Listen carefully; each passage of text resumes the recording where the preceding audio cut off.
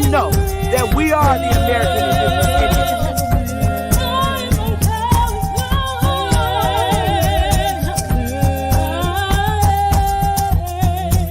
Baby. Copper color Indians, baby.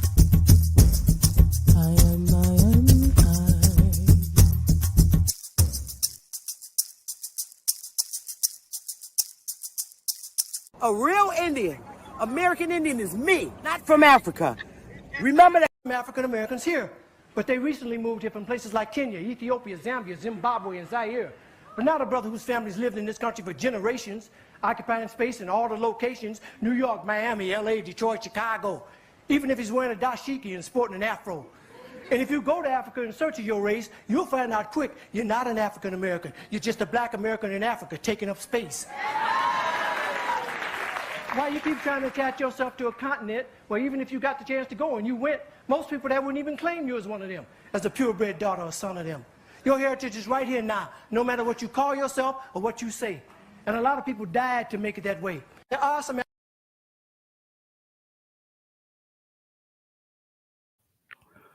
Hey, everybody. Hey, y'all. Stephanie, Willie, Juice, everybody watching. Smash that like button, y'all. I think we're gonna have a pretty nice segment today. We want to look into things from the old way of the way we did business versus today, and it really hasn't changed. Hey, Lady Libra, smash that like button, y'all. And it really hasn't changed. And these are things that, when researching, even though somebody told me all I know how to do and what I'm really good at is doing some goddamn declarations and shit like that. That's what I'm good at.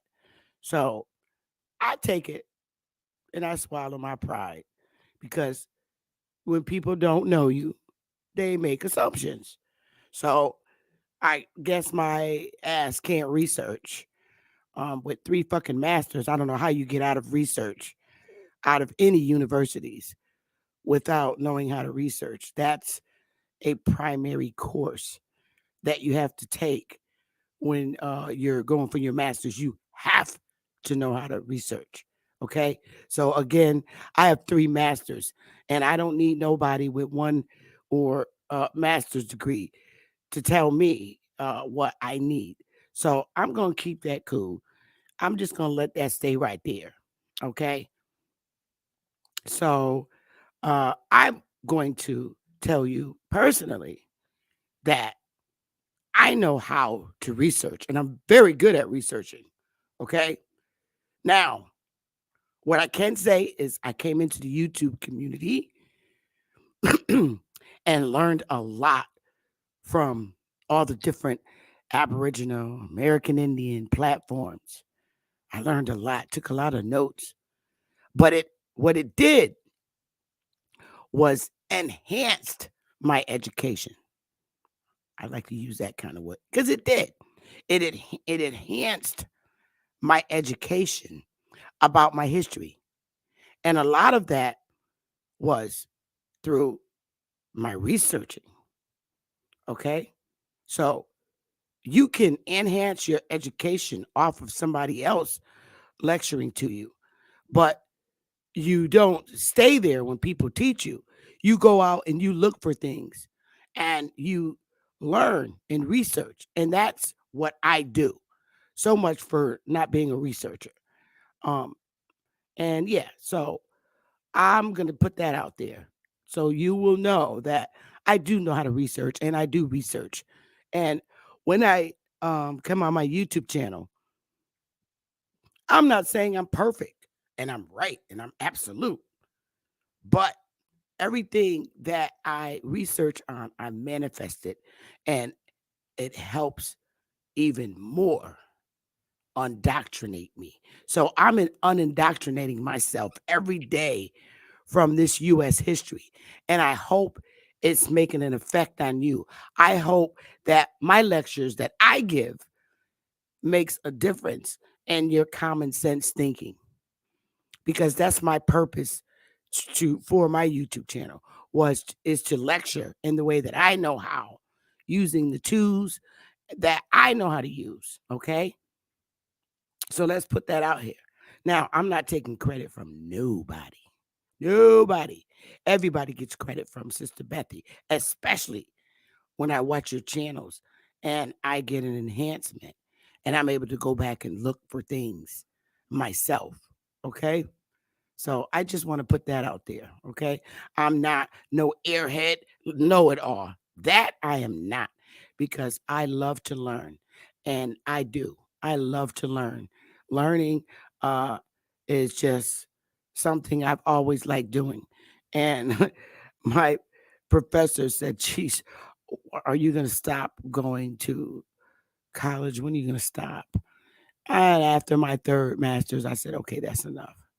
So I learned enough to be very organized. And every day I'm learning different things. And I'm learning a lot from my colleagues who have a lot more experience in different areas than I do. You know, you're only a master at what you study. And that's how you become the master. Um, Now, I know it all. That I'm not. I don't proclaim to know everything, and I don't boast about my lecturing and what I teach. I don't boast about it. I don't got a big fucking head like that. I'm not arrogant in that manner. You just got some people who are, and I refuse to be like that. You know, I do. I come in to lecture. You either enjoy my segment, you rate it, and it is what it is. I'm not gonna stop. I'm not. So today, smash the like button. I want to get into lecturing about, I have slides, and then I'm going to move to another document.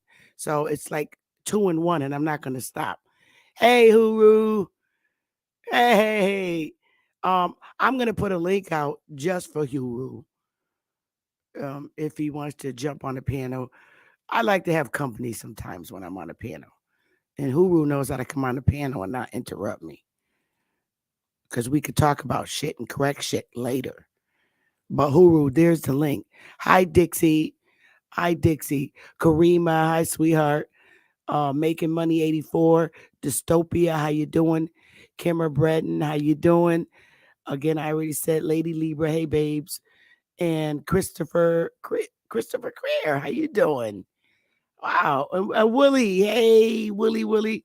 I know too many Willies. um Juice, how you doing?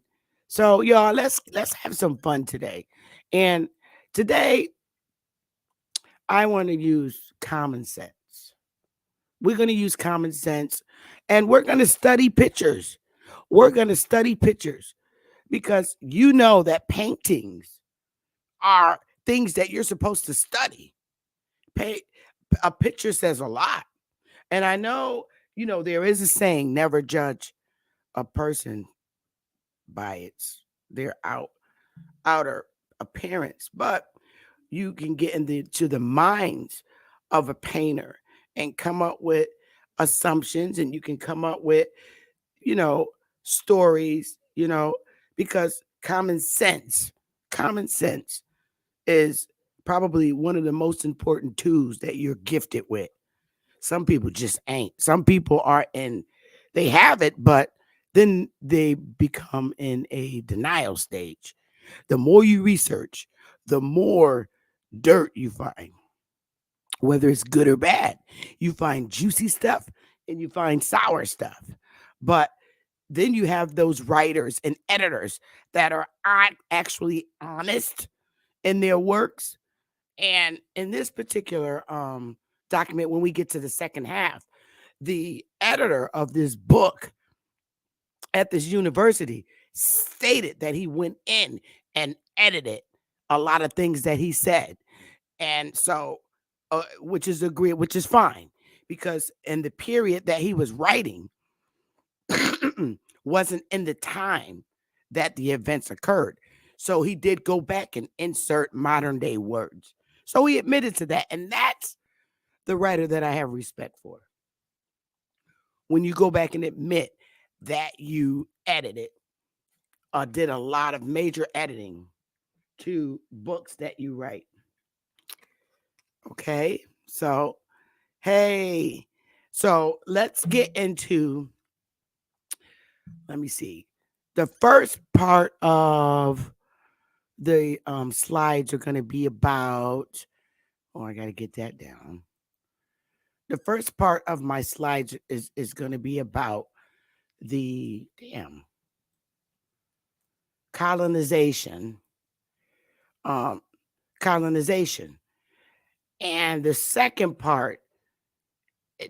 half is going to be about the classification of Native Americans as mulattoes in Anglo North America, and I thought that was just like so interesting. And we're going to point out a lot of stuff. So I want to get in. Let's get it going. We got 33 people in here. Beautiful. Smash the like button. I think everyone will appreciate this segment today. I certainly do. Takes a lot of work. Okay. Um, yeah, well, you know the terminology they use. Mulattoes, mixed, not native. I know. But we're gonna just, spit out the bones. Okay, we're gonna spit out the bones. So let me see. Y'all got the like button smash. You need a y'all peace. Peace, peace, peace. All right, let me see where y'all are. We'll get to my document. All right, well, from the beginning. Here we go. I want this out the way. I hate this. All right, let me just hide it. All right. So, colonization. To colonize is to enslave. Seriously. Employ or imprison the original people, Aboriginal, Indigenous, American Indian, what the hell? But that's what colonization is. To colonize is to enslave the original people. That's what colonization is all about. Coming up, setting shit your own way to your liking and doing business in somebody else's damn land, okay, to your liking, whether it's by force or the help of the people of the land that needs somebody with weapons to help them colonize some damn land that ain't theirs. How about that? So let's go, y'all. Okay, we're gonna define colonization as it is online, and then we'll look at the Noah Webster 1828 dictionary, our secondary sources. And in the noun, it's the action or process of settling among and establishing control over the indigenous people of an area. Facts. I just told you that. The action of appropriating a place or domain for one's own use. All right? That's the definition. Colonization. You're settling among and establishing control over the indigenous people of an area. That's what the hell colonization is. Coming over straight up, taking up people over people's shit. And I like to puff like they did in the old days on the news. You don't like me smoking? Stay out my chat room and stay out my community tab. That's all. Because you ain't perfect either. It's what I do. So the ecology of it, which is natural, the action by a plant or animal of establishing itself in an area. So the plants and the animals do the same shit. Okay. That's Basically, what it is establishing control. And this is the verb transitive from the Noah Webster's dictionary. And boy, does he pull out a lot. To plant or establish a colony in. To plant or settle a number of subjects, right? Subjects of a kingdom or a state in a remote country for the purpose of cultivation, commerce, or defense, and for permanent residence. So, look at what we have here. You got to establish a colony. You're going to settle a number of subjects of a state or a kingdom.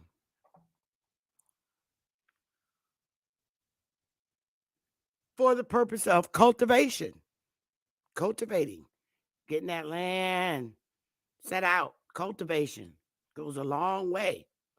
Commerce, defense.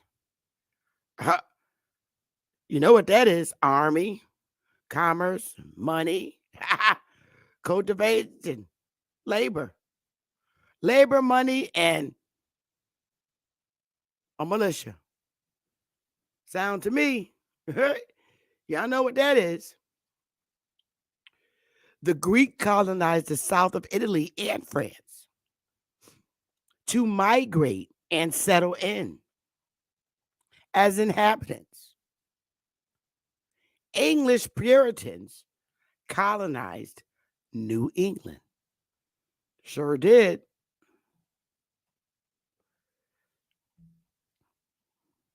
Okay. Okay. To migrate and settle in as inhabitants. The English Puritans colonized New England.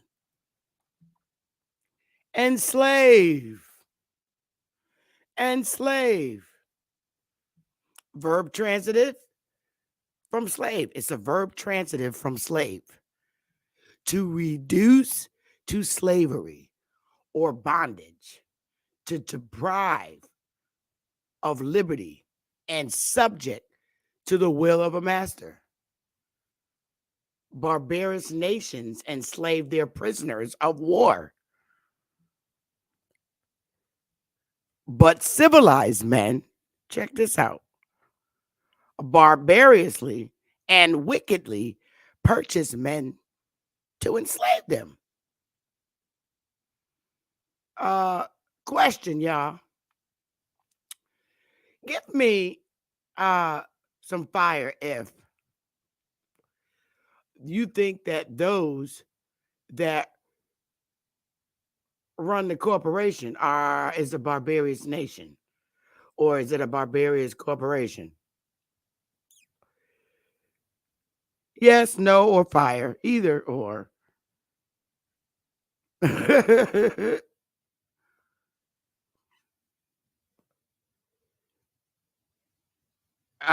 Yeah, I need to say fire. Yep, that's true.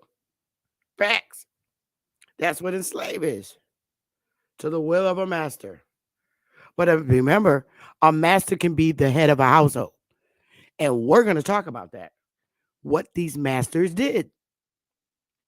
Because your mama and I'm going to use it in today's term. Mama and daddy married, living in a house. Okay? Daddy beat mommy's ass.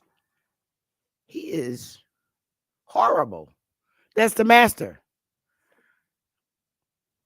That's the master. When you got your ass whooped, that's the master. Whether it be the wife, they had to pass laws to keep the masters from beating their damn wife's ass.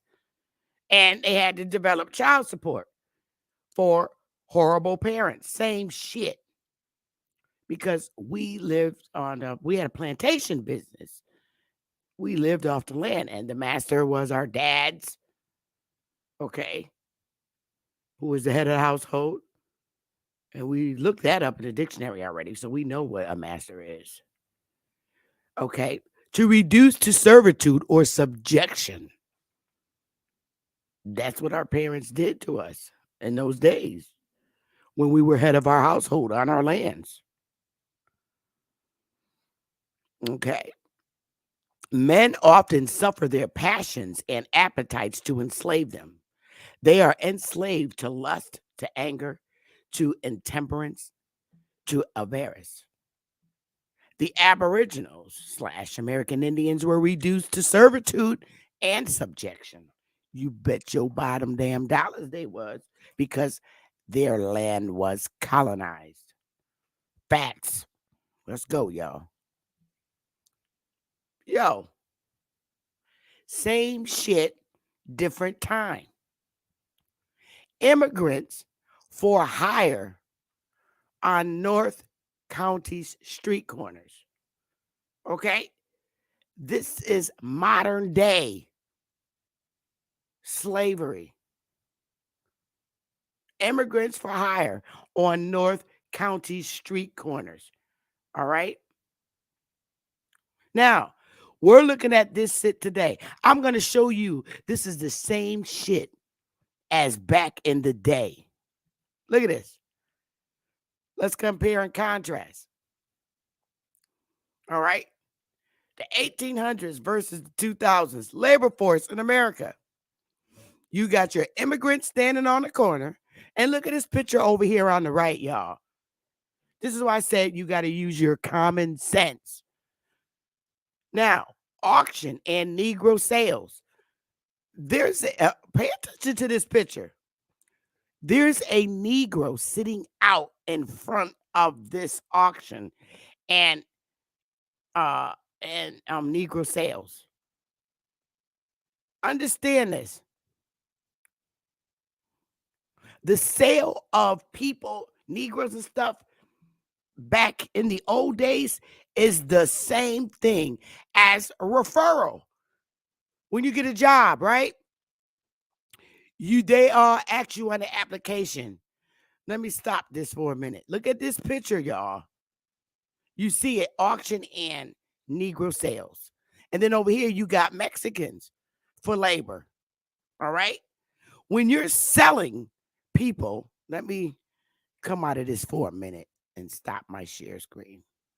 Da dun da dun. Where y'all at? Stop my share screen for a minute. Let me tell you something. Selling Negroes back in the days, buyers wanted to make sure they was buying some decent people. So the referral was the person selling you. Sometimes they sell whole families to people. They wanted a referral because niggas is crazy. They'll get in your house and kill you. So you go through today an agency, right? And you get referrals. They always ask you, who was your former boss? What did you do? They want to know about you. So in those days, and you're going to see what I mean, people were looking for work to do on people's plantations other than their own, and some just went there to stay there permanently or whatever. So the referral sources, you're about to see who the referral sources were. See, we look at it from ugly. You got to get roots out your head and look at the way business was done back then. Think common sense wise. All right, let's do this. Let's go back. Use your damn common sense. Oh, where is my screen? It's not up. Grr. I got to get it back up. Okay, there it is. Now let me do a share screen.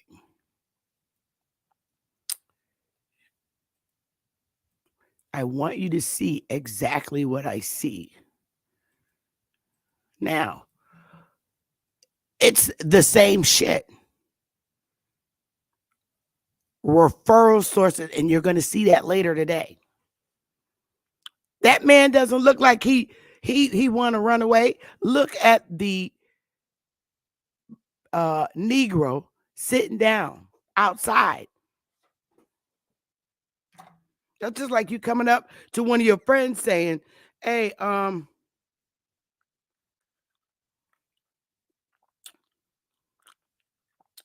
you want to say,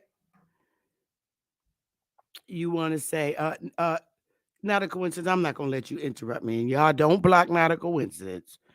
He's special. Just leave him alone. Not a coincidence. Dad was head of household. Okay, he was head of his own household with damn near 16 damn kids and a wife, and they all worked on their farms. Okay, he's the master of the house. Look up master in the damn dictionary, and you will find slave. Okay, slave master. Look up slave master definition. Go ahead, boy. But anyway, as you can see, this uh Negro sitting outside on the bench at the auction, he ain't. They would be running. They wouldn't be sitting there all relaxed. We were referred to good folks. Okay, that's the way business was done. All right.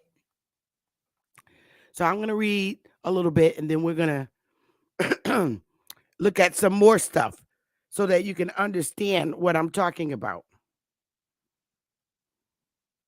Okay.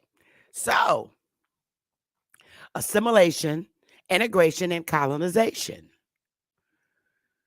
The expression colonization, and this came from Dwayne Champagne, and he updated in 2018. It was first published in 2016 from ICT News. Okay.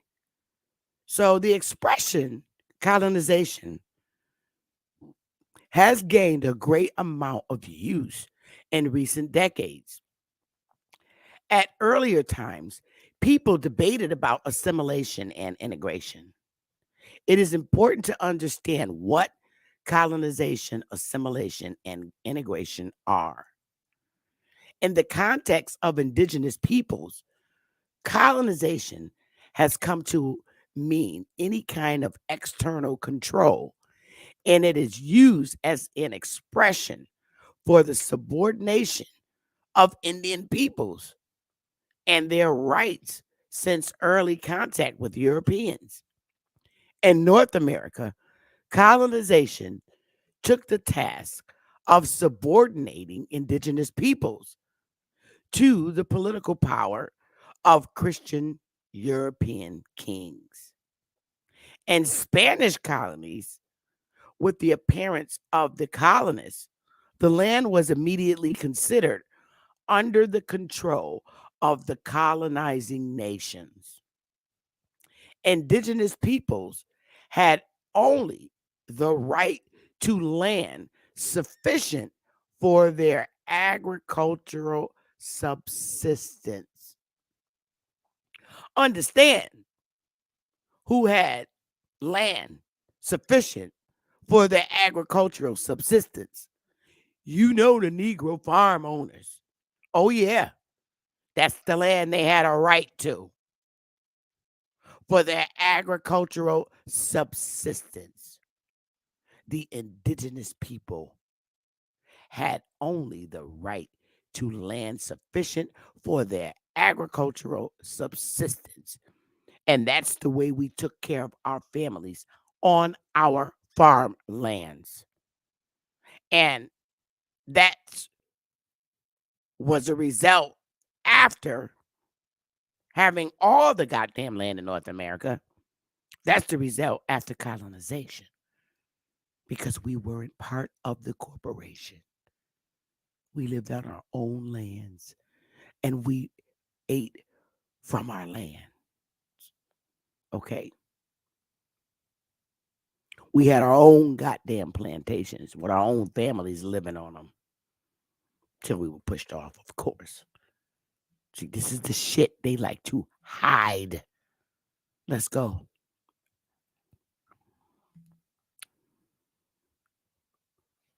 The expression, let me see. Oh, that's supposed to have been gone. That was supposed to be gone. I don't know how that wasn't gone.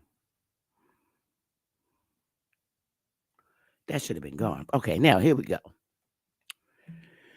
After 1763 in British North American colonies, because that's all the hell they had, in British North American colonies, indigenous peoples retained the right to sell land to the colonial government, and Indians lived on the land at the discretion of the king. You hear that shit? So they sold their land and they were able to live on it at the king's discretion. All right, you sold it to us, but you can still live on your shit. In addition, colonizing powers sought to Christianize Indians and bring Indians into the fold as subjects to the Christian king. Christian Indian communities and non Christian Indians alike were considered political subjects of the king. Colonial governments regulated the fur trade and worked to manage fur trade labor and trade relations with Indians. Indians and Latin and South America during colonial times were subject to taxes by the colonial government. And on an annual basis, they worked those taxes off by performing labor in silver and gold mines, missions, or as workers appended to large farms of wealthy landowners. Did you hear that? Did you hear that? I think you need to listen to that closely again. Colonial governments regulated the fur trade and worked to manage fur trade labor and trade relations with Indians. Indians in Latin and South America during colonial times were subject to the taxes by the colonial government. And on an annual basis, they worked those taxes off by performing labor in silver and gold mines, missions, or as workers, or as workers appended to large farms of wealthy landowners. So we worked on their farms. We worked on their farms as Negroes, and I'm going to show you that. We did. We are the Negro Indians. We worked on their farms. We did. That's the way they did business back then. Let's keep going. In North America, the fur trade during the colonial and U.S. periods was a major source of wealth production. Colonial governments sought to exploit the labor of indigenous people. And if labor exploitation was not possible, to marginalize Indians and move them from control over resources valued by the colonial government. Colonial governments were created to extract resources and wealth from colonial territories and transport the wealth to benefit the mother country. Oh, we're going to keep going.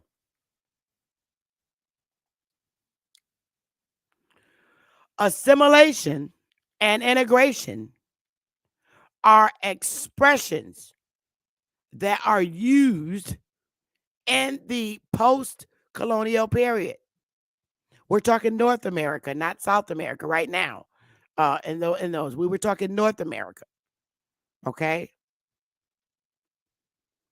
when we speak in North America, we talking about the damn Negroes. Understand that, and mulattoes. When we talking about South America, we're talking about Puerto Rico, you know, that area, Mexico, the border, the border shit. How about that? Assimilation and integration are expressions that are used in the post colonial period. Significant changes and relations with Indian peoples emerged after the United States, Canada, and Mexico reject colonial status and become independent democratic nation states. Now, the purpose of the nation state is to assist in the creation of wealth and protection of the rights of citizens. The Indian problem is addressed in similar ways among the US, Canada, and Mexico. Okay? Because in the US, we have our Indians here, who's us, Aboriginals, of course. In Canada, they got them, and they got Indians in Mexico. Indians are seen as possible citizens. Possible citizens.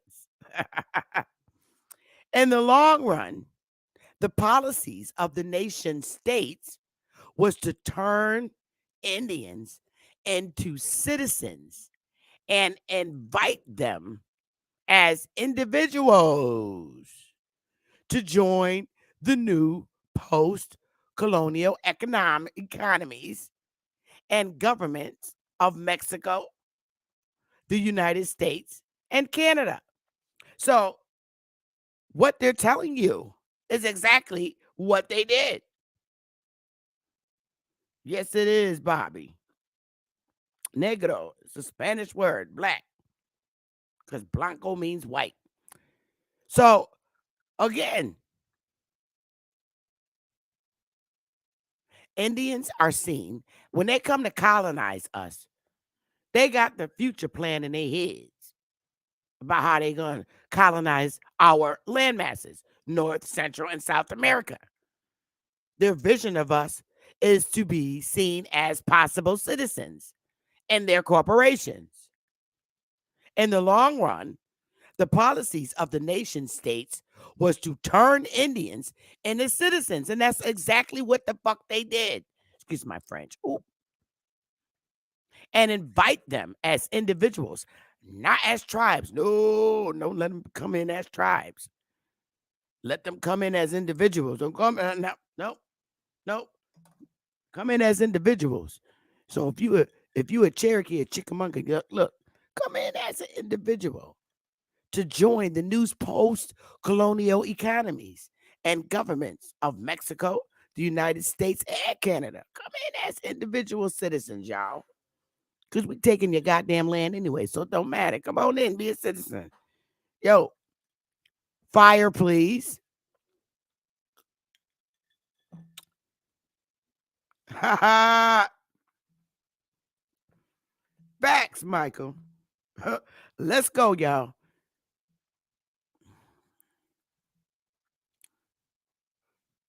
In the case of Mexico, now we're talking about Mexico.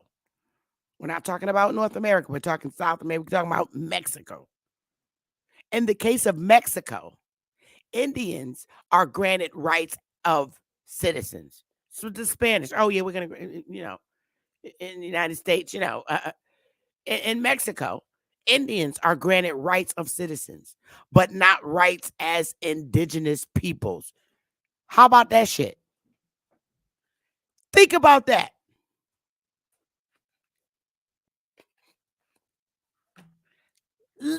Let that sit in your damn head for a second.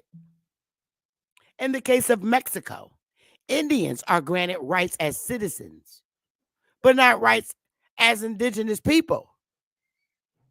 Flip that shit to North America. Because niggas are granted rights as citizens, but not rights as indigenous people of North America. They don't want to look us at that because we had to change our name and become Negroes. Fire, please. Okay. Fire if you understand that shit, literally. Because Mexico, Canada, and the corporation, US, did the same shit when it came to the aboriginals of the fucking landmass that they colonized. You be a citizen, but not the indigenous rights. Nah. That's very, very clear. And it's the very, very truth. This is why I smoke a damn cigarette. Assimilation in the post-colonial nation states refers to socializing and acculturation. I'm sorry. Assimilation in the post-colonial nation states refers to socializing and acculturation. Indian people to taking up national cultures and institutions. Integration refers to the process of Indian people abandoning their own nations and cultures and accepting the government, culture, and property laws of the nation states. Indigenous people are invited to join the modernizing nation state while abandoning their own tribal, political, and cultural identities. Fire, please. Or like they say now, Hawk and Ab TV, press one.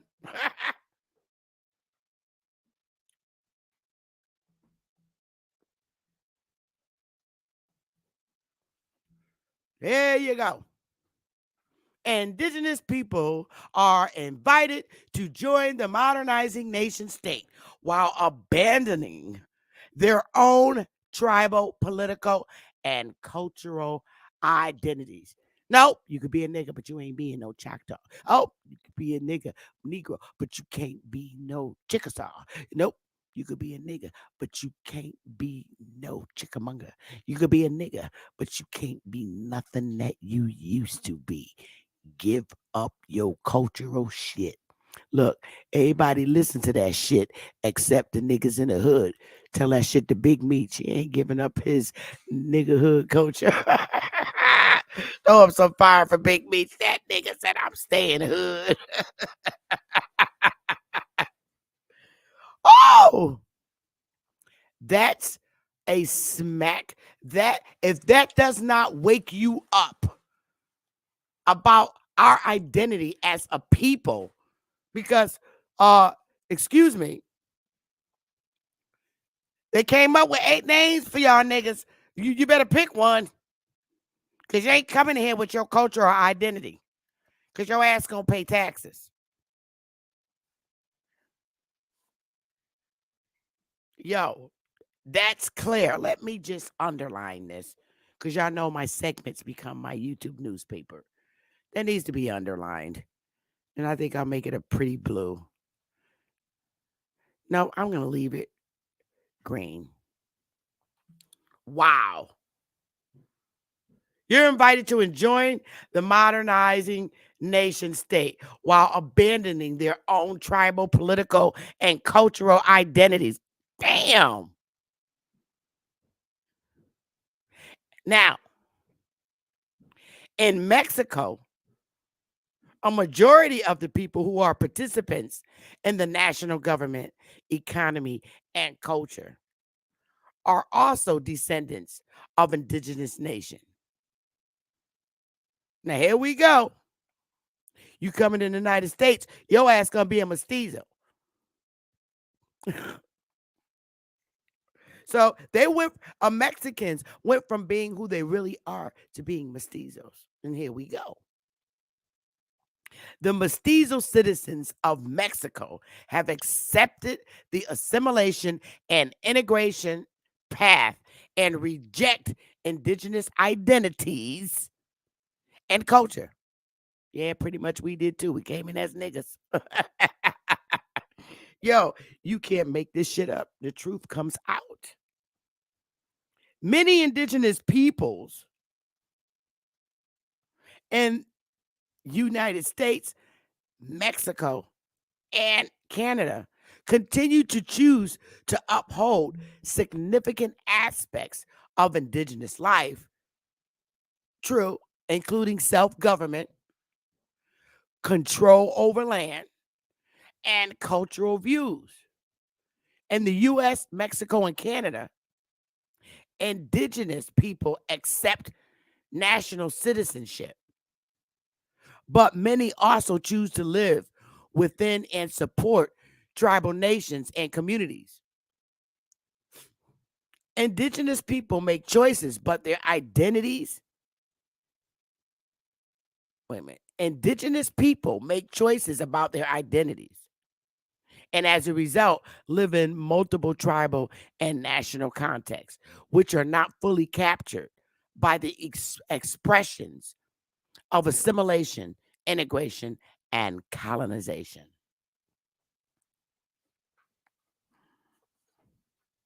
That's right, Bobby. So now, let's keep going. Now, I know people seen this picture uh, throughout YouTube. Quite a few of us showed this. But if you really look at this picture, this is the fur trading. But look at the dude kneeling down. Why brother man got cornrows? Yo, throw up some fire for his little cornrows. Because he got my little damn hairstyle that I usually wear. And I'm going back to get it done again like that. But he got some cornrows, y'all. Check it out. The one kneeling down. And he's smoking his weed, his little peace pipe. So you know that's a Negro. Straight like that. You know, because we do it up on YouTube. I mean, I don't smoke weed, but I smoke my goddamn cigarette. That's my goddamn peace pipe. But yo, he got cornrows. He's smoking his weed. He's straight. And they doing fur trade. I'm talking about the dude kneeling down. That's a brother. Facts. Now we're just gonna look at pictures and you know interpret these damn pictures. Here we go. This is supposed to be Christopher Columbus, okay, coming to our damn soil. Now, who you think those people are with them goddamn feathers sticking out? I'm not even gonna say the name because you're not gonna accuse me of wondering who these brown people, and they happen to be brown. Everybody on this little goddamn boat is brown. Who are the people with the little feathers on top of their goddamn head? Come on, give me the answer. I'm gonna wait. I'm gonna wait. Dressed like the goddamn. Who are they? With the little feathers.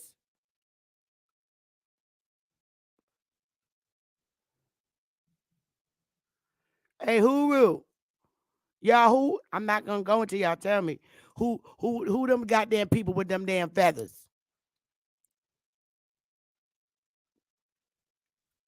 on the boat with Columbus.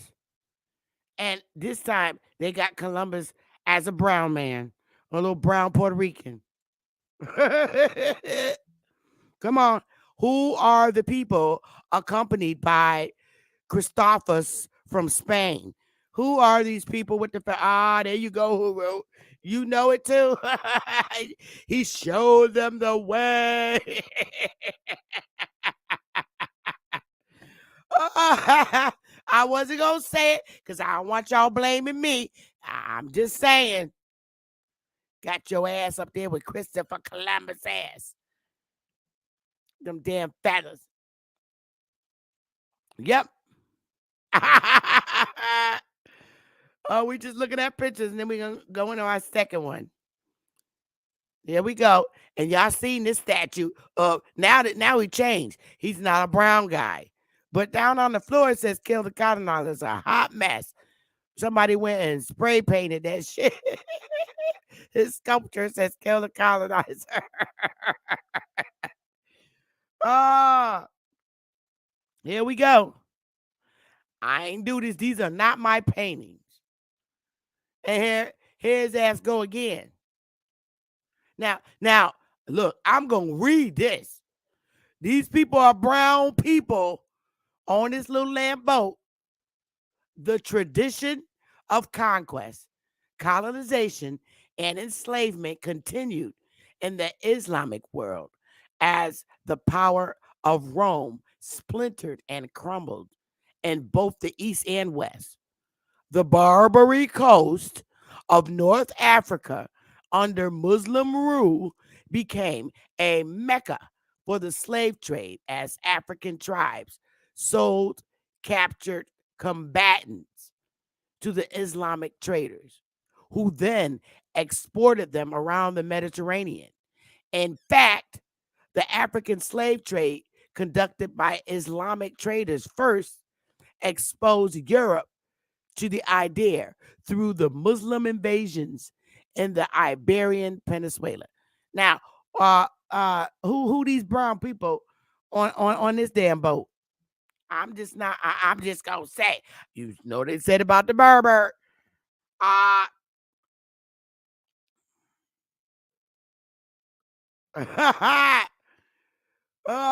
I don't make these up, but they painted their little faces brown.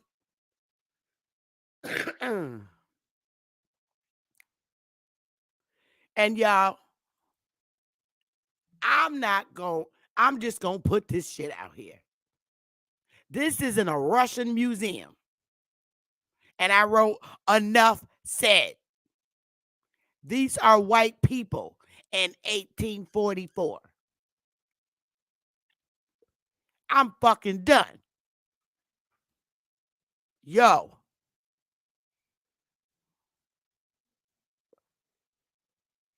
Yo. Boing, boing, boing, boing, boing, boing, boing, boing, boing. These are paleface. These are white men. These are not Negroes. They are white men, every last one of them.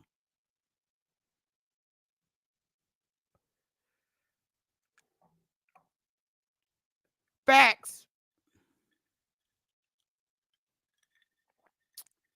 I'm not going to keep playing with these people. 1844. White slaves brought to the land. Here's the damn ship. They look tired as hell. Y'all gonna stop calling us Negro slaves. Slavs. There you go, Rob Noxious. I see your uncle on there in the first in the row. And here we go. And we're on slide 16. Let me go from the beginning. There. Now we can see him bigger. There we go.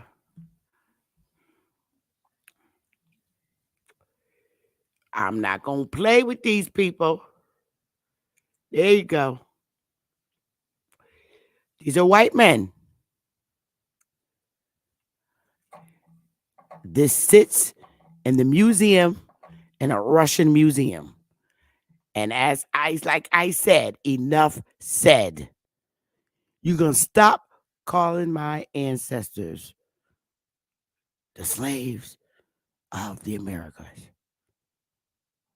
All right? I'm not playing. Now, this shit is the same as job referrals in modern times. When y'all look, oh, damn. I messed up. Let me go back to the beginning. Wait a minute. Let's go back to the beginning. Ooh, doing, doing, doing, doing. Okay. And I know you've seen this article. Slaves. These are referrals. And I'm going to show you why. Long credit sale of plantation hands from Alabama without reserve by N. Benji, auctioneer.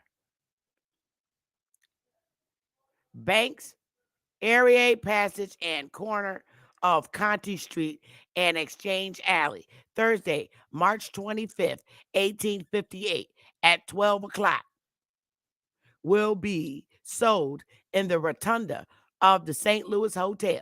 Absalom, 28 years old, plantation hand, fully guaranteed. They're giving his skill. They're giving their skills. You referred a slave.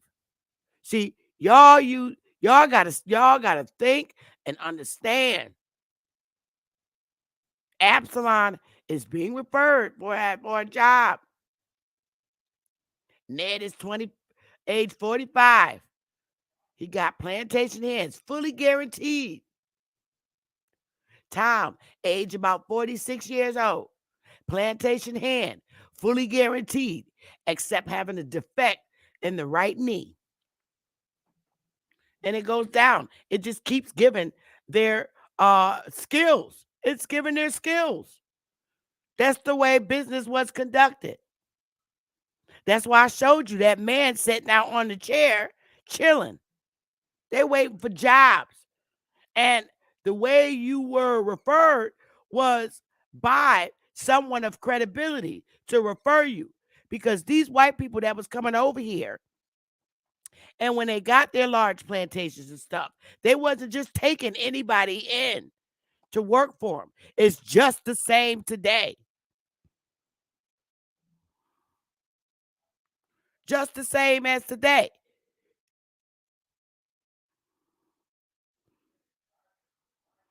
And that's a fact. These are referrals. George, you got Polly, who's a negress, age 23. Number one, plantation hand and fair cook, washer and ironer, fully guaranteed. You got George Griff, age 23, good plantation hand and carriage driver, very likely and intelligent. I thought they was dummies and feeble-minded. They're telling you the skill of these people.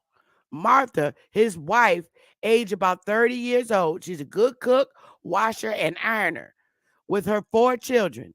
Ned, age 7, Nancy, age 6, and Horace, 4 years old. And Mary, age 1 to 2 years old. All of the above slaves are from the state of Alabama and so under a full guarantee, except the defects that they have above. Look like the disabilities. Defects are disabilities. Yo, that's right. Human resources. You got it. That's right.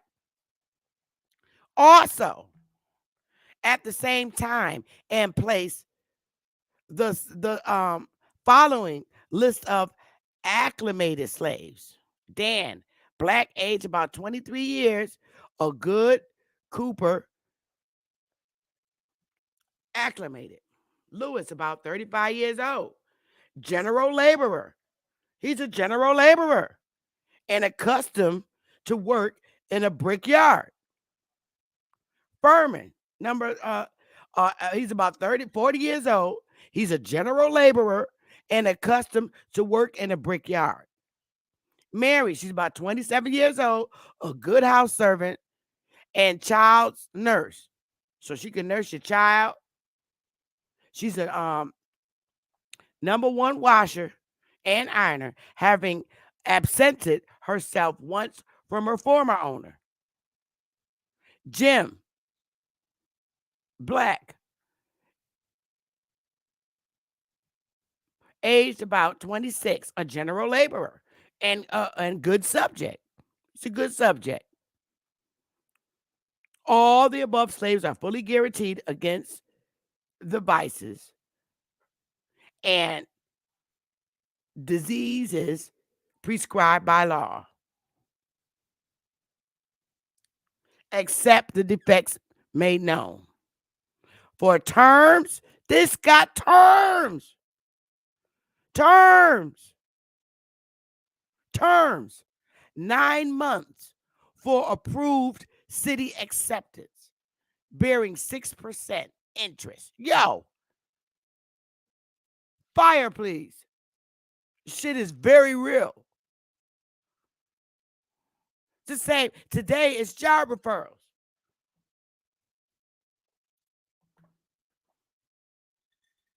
It's like me. If I want to get transferred to another state agency for a job, they're going to ask my boss for a referral. What's Bethy like? Oh, she work her ass off, but she run her damn mouth. She will cuss you out in 2 seconds. Not using, really. But she can work her ass off. She's smart. She know how to hold it down. Facts. Come on, y'all. Here we go. More. Unlimited credit sale of a valuable gang of Georgia and South Carolina. Field hands. I mean, they good with their damn hands. And a washer and ironer and dining room servant by J.A. Beard and May. Saturday, February 23rd, 1856. Will be sold at auction at Banks Arcade without limit. The following described and the terms: 12 months credit for approved city acceptance and endorsers with interest of 7%. It's credit, yo. Acts of sale before William Shannon, notary public, at the expense of the purchaser. The slaves can be soon sold by applying at the office of the auctioneer. Yo, look at this. Understand this shit. Public sale. By virtue, check this out now. Listen, y'all. Public sale. By virtue of an order of the Orphans Court of Frederick County. The subscribers as executors of John Culler, late of said county deceased, will sell at public sale in the village of Jefferson at the late residence of said deceased. What they do? Kill these kids' parents because they're orphans. Tuesday, the 13th of April. Now check this out. One small Negro girl, 3 cows, 2 10-plate stoves, and pipe, copper something, lots of corn by the barrel, lots of oats by the bushel, cross-cut saw, crowbar, mattock shovels, grindstone, axes, barroach, and hardness, shovel plows, chests, bedsteads, and bedding, a lot of carpeting, buckets, and tub, lot of barrels, chairs, tables, looking glasses. Now, they selling this little girl because her parents dead.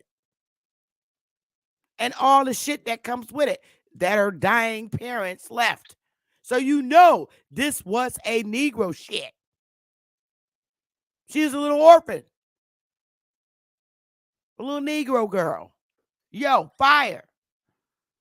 I'm not playing.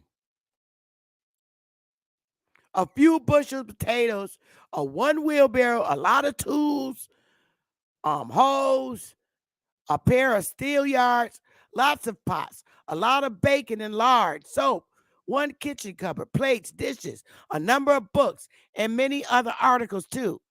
Because they got this little girl who is in an orphanage and her parents died, and this is what was left. So anybody can come and buy it. It's a public sale. Yo, is this making any sense? Was a Negro back during this time. They died. So the little girl was left. This is in 1847. And they selling this little Negro little girl. And that's she because she's not old enough, of course, to keep her land by herself. She was in an orphanage. But this is the shit that was left. And the executors, John Cutler, is deceived.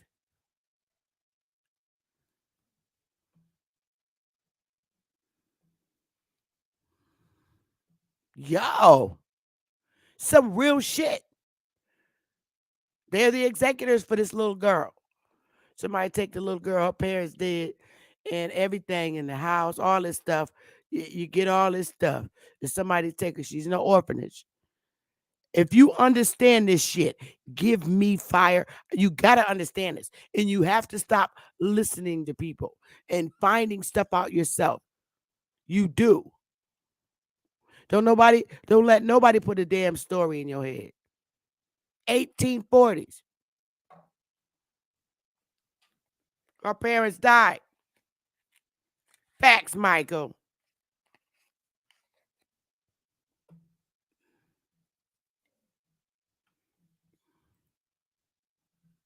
Ha ha. This one is a good one. Check this out.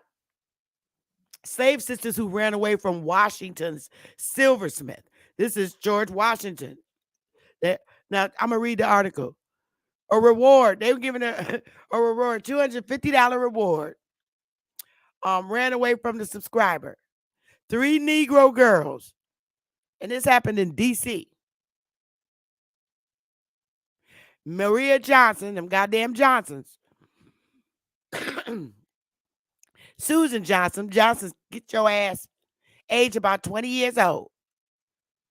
Both full faces, thick set, and rather dark mulattoes. They're dark mulattoes. Maria Johnson, age 25. Susan Johnson, age 20. Both full faces, thick set, and rather dark mulattoes. That sound like me. Susan has a defect in one arm, which causes her to use it somewhat awkwardly. Harriet is about 13 years old, small and much darker complexion than the others. All are sisters, and at the time they ran off, were serving as house servants. They was dipping. $100 each will be given for Susan and Maria, and $50 for Harriet if delivered to me in Georgetown, D.C., or lodged in Baltimore County or Montgomery County Jail. For further information, call on C. Levering and Clark, Baltimore, or the subscriber. That was in 1848. Yo. The 3 sisters, Harriet, Maria, and Susan, were caught and again enslaved, despite its abolition by then in Washington. In 1864, their liberty was paid by Lincoln. So he paid for their liberty. Their asses ran away. They was jet. Then he turned around. You know Lincoln like that little booty, big booty butt girls. He gave them their freedom. So that was interesting. Now we're going to get into the classification of the Native Americans. Let's just duck the hijack. And mulattoes in Anglo North America. So I'm going to stop this share screen. All right. And get back to where you guys are. Was that interesting or what?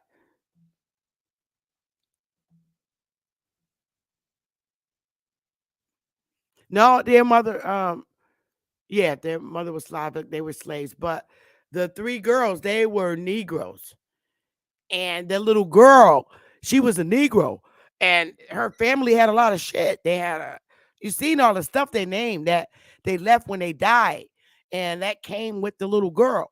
And she was in an orphanage. So they was looking for somebody to take care of her, like they do today. We still have orphanages. Yeah. But we do it a little differently now. Like when you're removing a child from a dangerous situation in a bad home, you put them up in DCF foster care until either the parents get right or we find they place them in a home to safety. So same shit, different time. For real. That's a fact.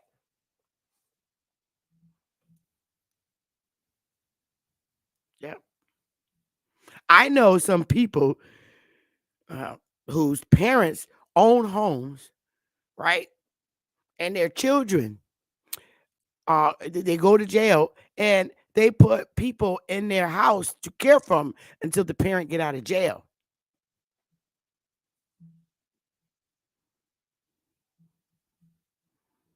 So I'm not worried about that. Y'all see me read all the Negro stuff. And the man sitting outside where they sell auctions off, outside auctions for Negroes. That means basically jobs for Negroes. That's an advertisement for Negroes that need jobs. It's just that was the terminology and the style, the way they did it back then. Because ain't no nigga gonna be sitting outside, Negro gonna be sitting outside, no little advertisement place that says Negroes auction and be comfortable. Wouldn't they be running and stuff? No, because that was the terminology they use, and it sounds horrible. So they use better choice words now. It's called job referral. Yeah. And with the Mexicans standing outside down there in California for labor, they standing outside waiting for work. That's voluntary labor. Voluntary slavery. Come on, y'all.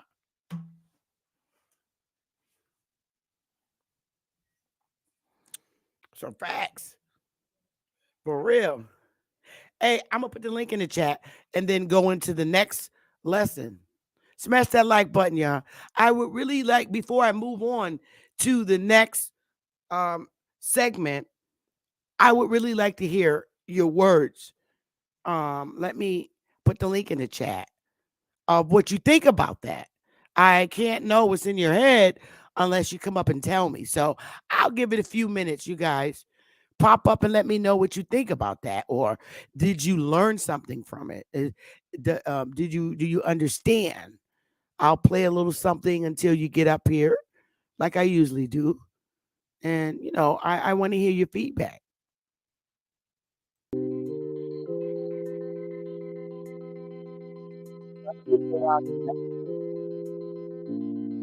Then we'll move on.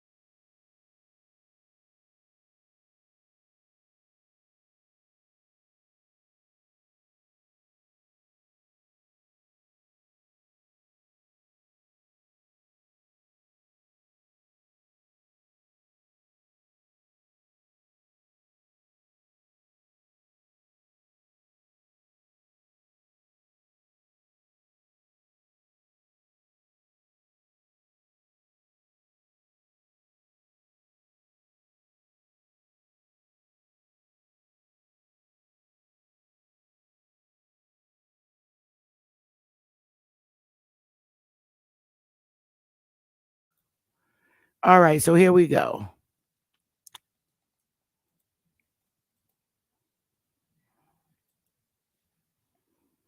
Um, so this I thought was an interesting read, and this is where the section where the author admitted in his book. It's just a piece out of the book that he went back and edited this book to, and I'll show you here. This is the actual book in his preface where he said that this is a reprint that is a reprint of my political manuals issued in 1866, 1867, 1868, 1869, and 1870, with revision and corrections to date, and with some additions, and includes the political facts of most momentous legislative period in the history of our country. So he's admitting, which I have respect. He actually admits. I don't know if you see this. Stop sharing. Let me share it. I was reading something that you couldn't see. Um, but in his preface, and it was easier for me to pull it, but here is where I was reading from, where he said that he made it with revisions, the author. So let me stop the share screen and go back to where I want to be with you guys. Let's get in. This is the last part of the segment. It's going to be a little lengthy in reading, but it's very interesting, you guys. It really is.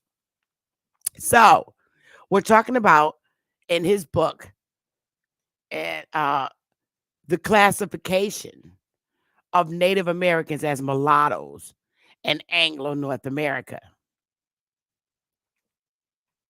See where he updates American African interaction in North America, an area of scholarly neglect. But at least he admitted that he updated it. God knows, you know what the word was before he updated. But let's go. Contemporary scholarly and popular literature in the United States has largely ignored the significance of widespread Native American ancestry among Afro Americans and also of African ancestry among Native groups. So, you know, that's the hijack. Those terms were not used in the 1860, 18, all those dates. So, okay, do we understand? And neither was Afro Americans. So we get it. The consequences of this neglect are far reaching, and this is especially true in relation to studies of the evolution of music, folk tales, social organizations, and other aspects of culture. We are the ones who did the folk tales, the music, and all that good stuff. Now, here we go. In a similar manner, the existence of a large group of red black people, part American and part African, has been largely overlooked. And in fact, such people have been usually classified as black by both scholars and North American statutes. Still further, the former existence of comparatively large numbers of Native American slaves, okay? Large numbers of Native American slaves have also been ignored generally with great consequence for both early Native and Afro American history. I'm done. Yo, y'all put some fire up. You can't make this shit up. But this, let me stop for a minute. I, I, let me stop for a minute, y'all. You can't make this shit up. They want to hide that full blood so bad. Let me see.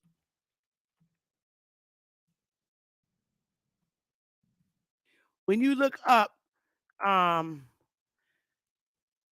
images of red black people, okay? I'm just gonna put that, man. Yo. Red black people. Here we go. And this is how they say in the Indians look, y'all. I can't do it. Uh, here we go. Red black people. That's my complexion. Y'all throw up some damn fire because they're saying that was the color of the Indians. They were saying the Indian was reddish brown people. So when I look to see what's reddish brown people,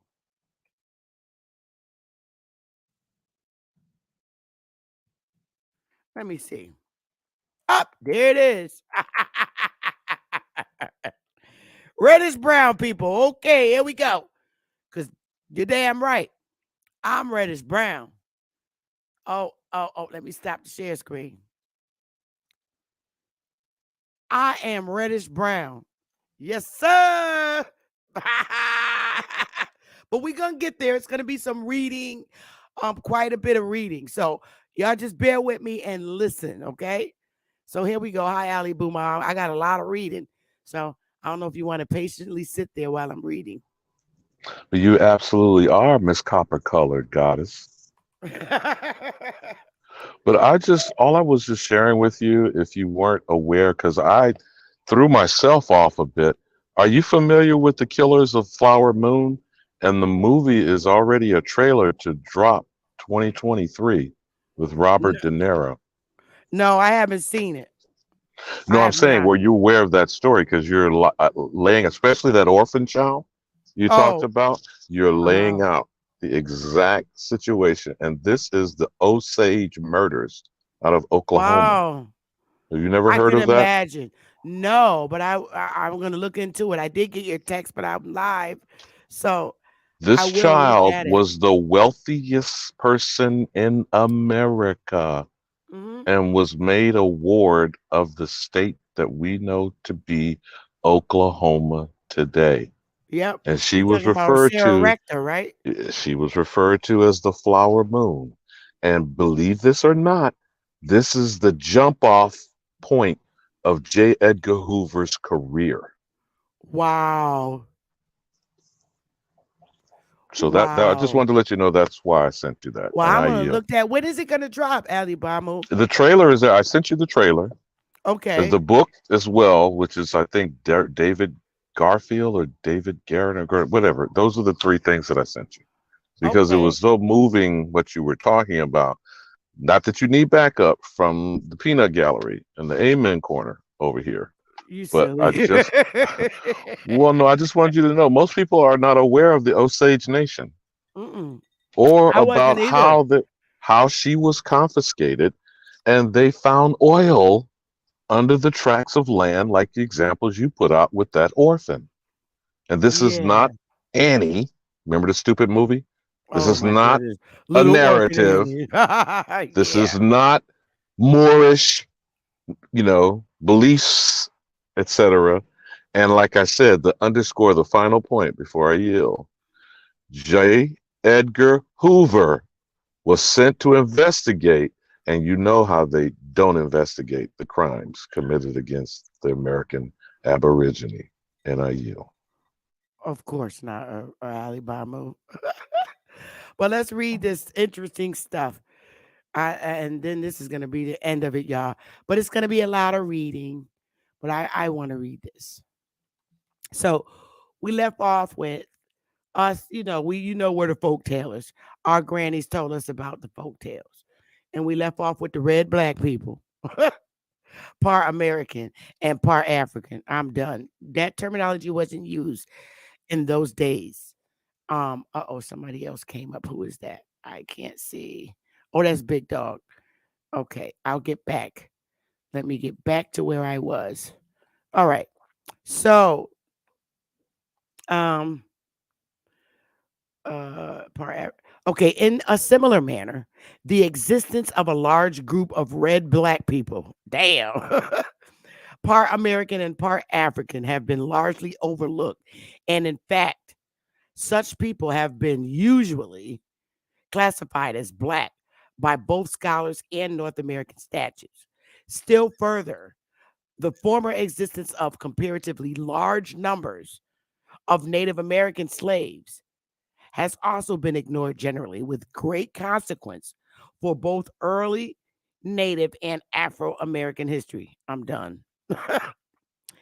There are, of course, exceptions to this pattern of overlooking the red black connection. First, there are a large number of biographies and autobiographies, as, for example, of musicians or singers such as Adelaide Hall, Willie the Lion Smith, Paul Robeson, Josephine Baker, Bunk Johnson, Lena Horne, Pop Foster, George Lewis, Pearl Bailey, Leadbelly, Tina Turner, and others, all of which have specific reference to Native American ancestry. Fire, please. Because he updated this. All these people did not exist back in the 1800s. So this is why I applaud him for updating, but using my other words for us. So you're telling you who the damn Indians are, Native American ancestry, all these people. Secondly, there is Armand W. Lauber's Study of Indian Slavery in Colonial Times, a work which has been grossly neglected in recent decades. And thirdly, there are several early attempts to document or to note the significance of the Black American interaction. I wish to cite some of these works so as to illustrate a trend which has not been continued by and large since 1930s. As early as late 19th century, the 19th annual report of the Bureau of American Ethnology noted that a considerable proportion of the, I guess let's go up here, blood of Southern Negroes, am I reading this right? Yeah. Of the United States is unquestionably Indian. Can I get some fire? Lulu, lulu, lulu, lulu. Did you hear that? Or did I make that up? Is that written here or did I make that up? Ali Bamu and Big Dog. No, ma'am. It says the classification of Native American as mulatto No, in no, no, no, no, Anglo no, no, North no, no. America is what you have as the title of that report No, no, that you're no. reading from. No, I'm reading this. I'm going to read it again. As early as the late 19th century, the 19th annual report of the Bureau of American Ethnology noted that a considerable proportion of the blood of the Southern Negroes of the United States is unquestionably Indian. The Hey, 1937, I know it sting, but oh yes, well. it do. I know who my people is. Facts. The 1937 doctoral dissertation of James Hugo Johnston, belatedly published many years later, went further. There developed in the colonial period much intermixture of Indian and Negro slave. The class commonly called the mulatto is the result, in many instances, of the union of the three racial elements. To the visitor in the South, the physical characteristics of many Negro slaves bore witness to their Indian origin. The mixed race in America today is a result of the union of Indian, the Negro, and the white man. Johnston also noted that many Indians were enslaved along the eastern seaboard. The end of Indian slavery came with the final absorption of the blood of the Indian by the more numerous Negro slave. But the blood of the Indian did not become extinct in the slave states, for it continued to flow in the veins of the Negro. Yo, I'm not playing. In an article published in the Journal of Negro History, Johnston remarked, where the Negro was brought into contact with the American Indian, the blood of the two races intermingled. The Indian has not disappeared from the land, but is now part of the Negro population of the United States. Okay, y'all swallow the pill. The latter statement might offend many Indians today who still survive, of course, in great numbers as Native Americans, but nonetheless, the significance of Johnston's theses as regards the extent of Native American African intermixture remains before us. Okay? Nor was Johnston alone. Frank H. Hussle and the Free Negro in Virginia wrote in 1913 that one of the ways in which the free colored population grew was by the mixture of Indians and Negroes. He said also that there is no doubt that the considerable element in the free colored population of the 19th century was of Indian extraction. One can also cite other authorities um, whose work caused them to consider the intermixture of African and American racial stocks.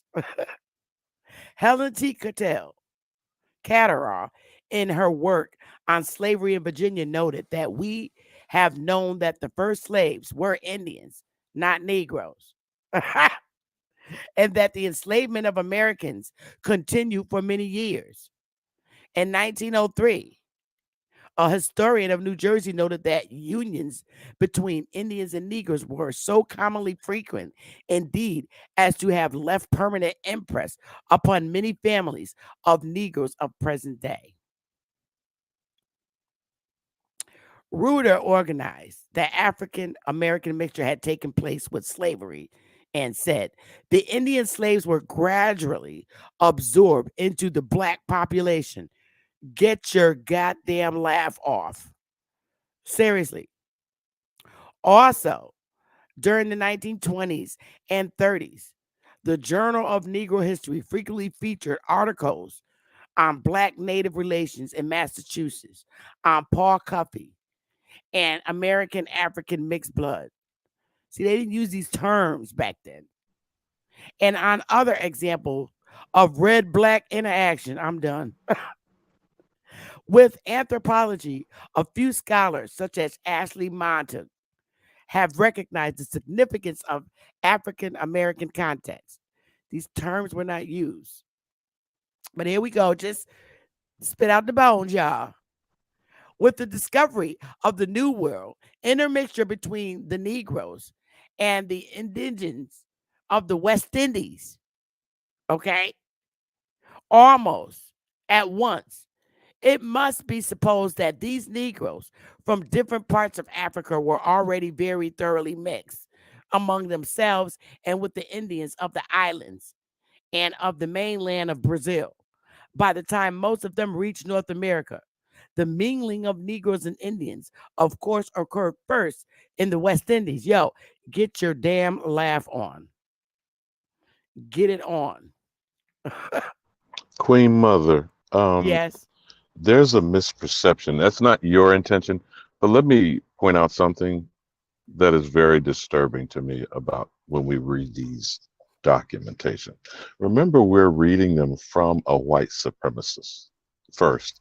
Secondly, the intermingling of Indian and Negro, the way it's being read, it leaves the impression that Negro is African. Right. And That's why it's mixed. Indian is they then want to transition to you with the fraudulent belief of what a Native American is.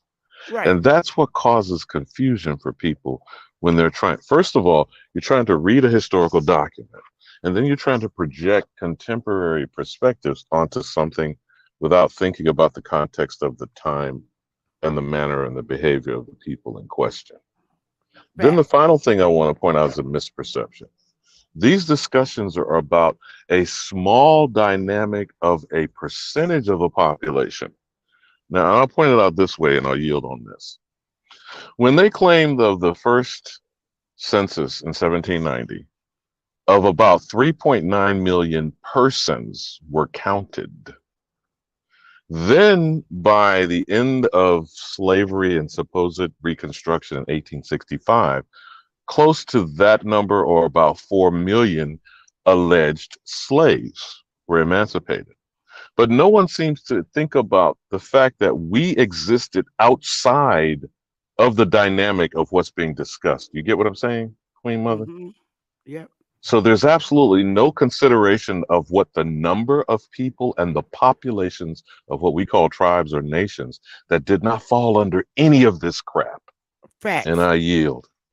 Facts. Oh, we understand. I'm just reading because he said he updated it and changed it from what it originally was. I'm going to show you the damn book after because he came in and insert this. This is just that continuous attempt to try and hide our true identity. But I'm going to keep going because it's funny.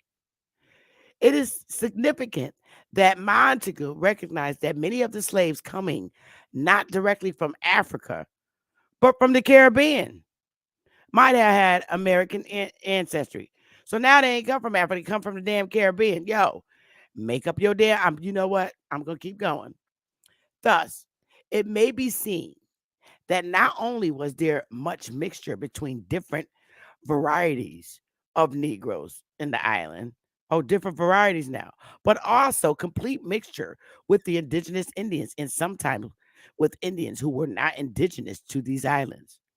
Montagu also recognized that once the people of African descent had reached North America, okay, intermixture with Americans continued. The available evidence indicates that ethnic mixture between Indians and Negroes have been a vastly greater proportion than has hitherto been realized. The American Negro, now the American Negro, so they're separating the two people now. The American Negro population of today is a composite of African, white, and Indian elements. Unfortunately, however, the prevailing trend of more recent years has been similar to what happened to Alex Haley's Roots when it fell prey to the television script writers. Haley's book notes that the family absorbed Indian ancestry in the Carolinas, but this element was eliminated for television viewing. There are exceptions to the above trend, however, including J. Leach Wright Jr.'s The Only Land They Know, The Tragic Story of Americans of the Old South, and Creeks and Seminoles, and Daniel F. Litfield's Studies of Africans and Seminoles, The Cherokee Freedmen, 1978, Africans and Creeks, and The Chickasaw Freedmen, 1980. Oh, they really trying, y'all. How considerable controversy has developed at times among white writers as to how much American ancestry Afro Americans actually possess. Now it's Afro American. They can't make their damn mind up. The controversy is apparently not found among Afro Americans, many of whom have told this writer of their Indian ancestry. Others related the same thing to Melville Herkovitz, August Meir, and other researchers some years ago.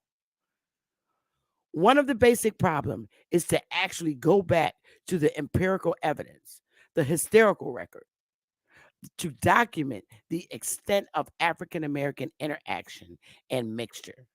To do this, however, one must begin by clarifying the meaning of racial terms as used by early sources, including your damn self. The primary purpose here is to clarify the use of terms such as mulatto and free colored in the British North American colonies, and incidentally, to shed preliminary light on the relations between Black Africans and Native Americans. As elsewhere, I will use the term American for Indians in the colonial era and African rather than Negro. Oh, for presumably unmixed sub-Saharan Africans. Who the hell is a sub-Saharan African? Do I go? Okay, no, I got to keep going down. Queen Mother, what is the date on this publication? Um, it's in the 1900s. I pulled But you this said out that the his book. 1937 dissertation, I guess, for doctoral thesis, did not get published till years later. So that's possibly after World War II. Definitely, because he's mentioning things from 1986. You see what I'm saying? So it's very late. eh, You know, it's very late. So it has to be after, way after 1986, because he's mentioning a 1986 book. You follow me? Yeah, and he's making contemporary references with the language, and that's what causes confusion. Right. But we all know to bite the, to spit it out. But the whole purpose, the whole reason for me showing this is to show how these scholars are trying to rewrite our history and keep it washed out with their terminologies, and it gets highly respected by people who don't know no damn better. And how these college professors and these college students, when they write their theses and shit, they have contributed and continuous contribution of writing out our history.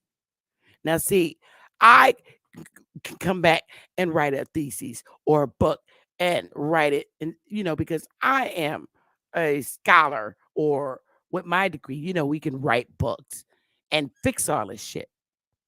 And then these people will be mad. But anyway, I'm going to keep going. I'm just reading it so the viewers can see how these scholars are whiting out our history and how it's done. This is a thesis paper of somebody's own personal opinion on their own bullshit research. But so many of our people that don't know better take it to be true, and they run with it. And I'm telling them to just step back and stop, because then when you see me read further down, you're really going to see where this guy gets into. But wait a minute, something ain't right. So I also say, no matter how many times they write our history, they screw up and the truth comes out, and you're going to see it. Hey, Empress Holbert. So let me keep going. Explicit definitions of the term mulatto. English writers began using the term mulatto, mulatto, or mulatto in the, okay, now I see how it goes, 1590s. The term was borrowed from Spanish and usually referred to persons met with the Caribbean or South America. Early Spanish definitions of the term make it highly probable, indeed virtually certain, that such persons were usually half African and half American. This shit is funny as hell. John Micheau, as already noted, defined mulatto in 1599, 1617, and later as a person who was the child of a Moro or blackamoor and one from another nation. So my question is, who the fuck is John to refer these people? And we're speaking in another language. When you say Moro, meaning black or more, they're referring them to a damn African, because that's what a blackamoor is, an African. And one, see, over there, they say blackamoor. Over here, we say African. So it's the same thing. So if you're in South America, y'all understand this? And you hear Moro or blackamoor, they mean the same thing as African. Whereas in North America, we just outright say African. Understand that. This extremely accurate and timely definition reflect Spanish usage very well. Now let us review other early English dictionaries. John Florio, 1611, does not include mulatto in his dictionary, but has muletto, a little young mule or mulo or horse mule. Also, a bastard or misbegotten. Henry Cochran, 1623, does not have mulatto, but has a blackamoor, Ethiop. So, okay, you see what I mean? Ethiop. Now they refer to the blackamoor as the Ethiop, somebody from Ethiopia. Thomas Blount, 1656, continues Mishnu definition mulatto span that the son of a blackamoor and a man of another nation, or a contra, one that is of a mongrel complexion. A muletto is a great mule. Edward Phillips, 1658, states mulatto in Spain, in Spanish, one of whose mulatto is a Spanish word. Understand that. Mulatto. That's a Spanish word. One whose father is a blackamoor. Okay. Over in Spanish, they say blackamoor. Over here in North America, we say African. And his mother of another nation, or contrarily. But in 1702, John Kersey broadens the scope of the concept. A mulatto, the son of a Negro or Indian woman, and a man of another nation. A mulatto, the son of a Negro or Indian woman, and of a man of another nation, or a Negro man and a woman of another country. It should be noted that this is nicely coincides with Virginia's legal definition of 1705 that a European American mixed blood is a mulatto and would seem to reflect some tendency in usage.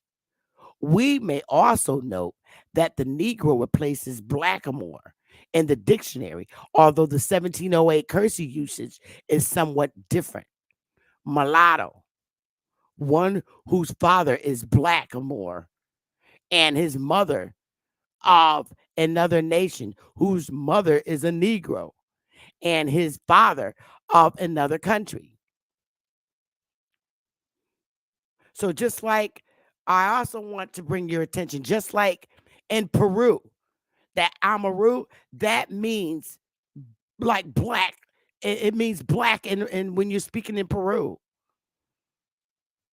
Chambers Cyclopedia, 1727, 41 states mulatto, a name given in the Indies to whose are begotten by a Negro man and an Indian woman, or who an Indian man on a Negro woman.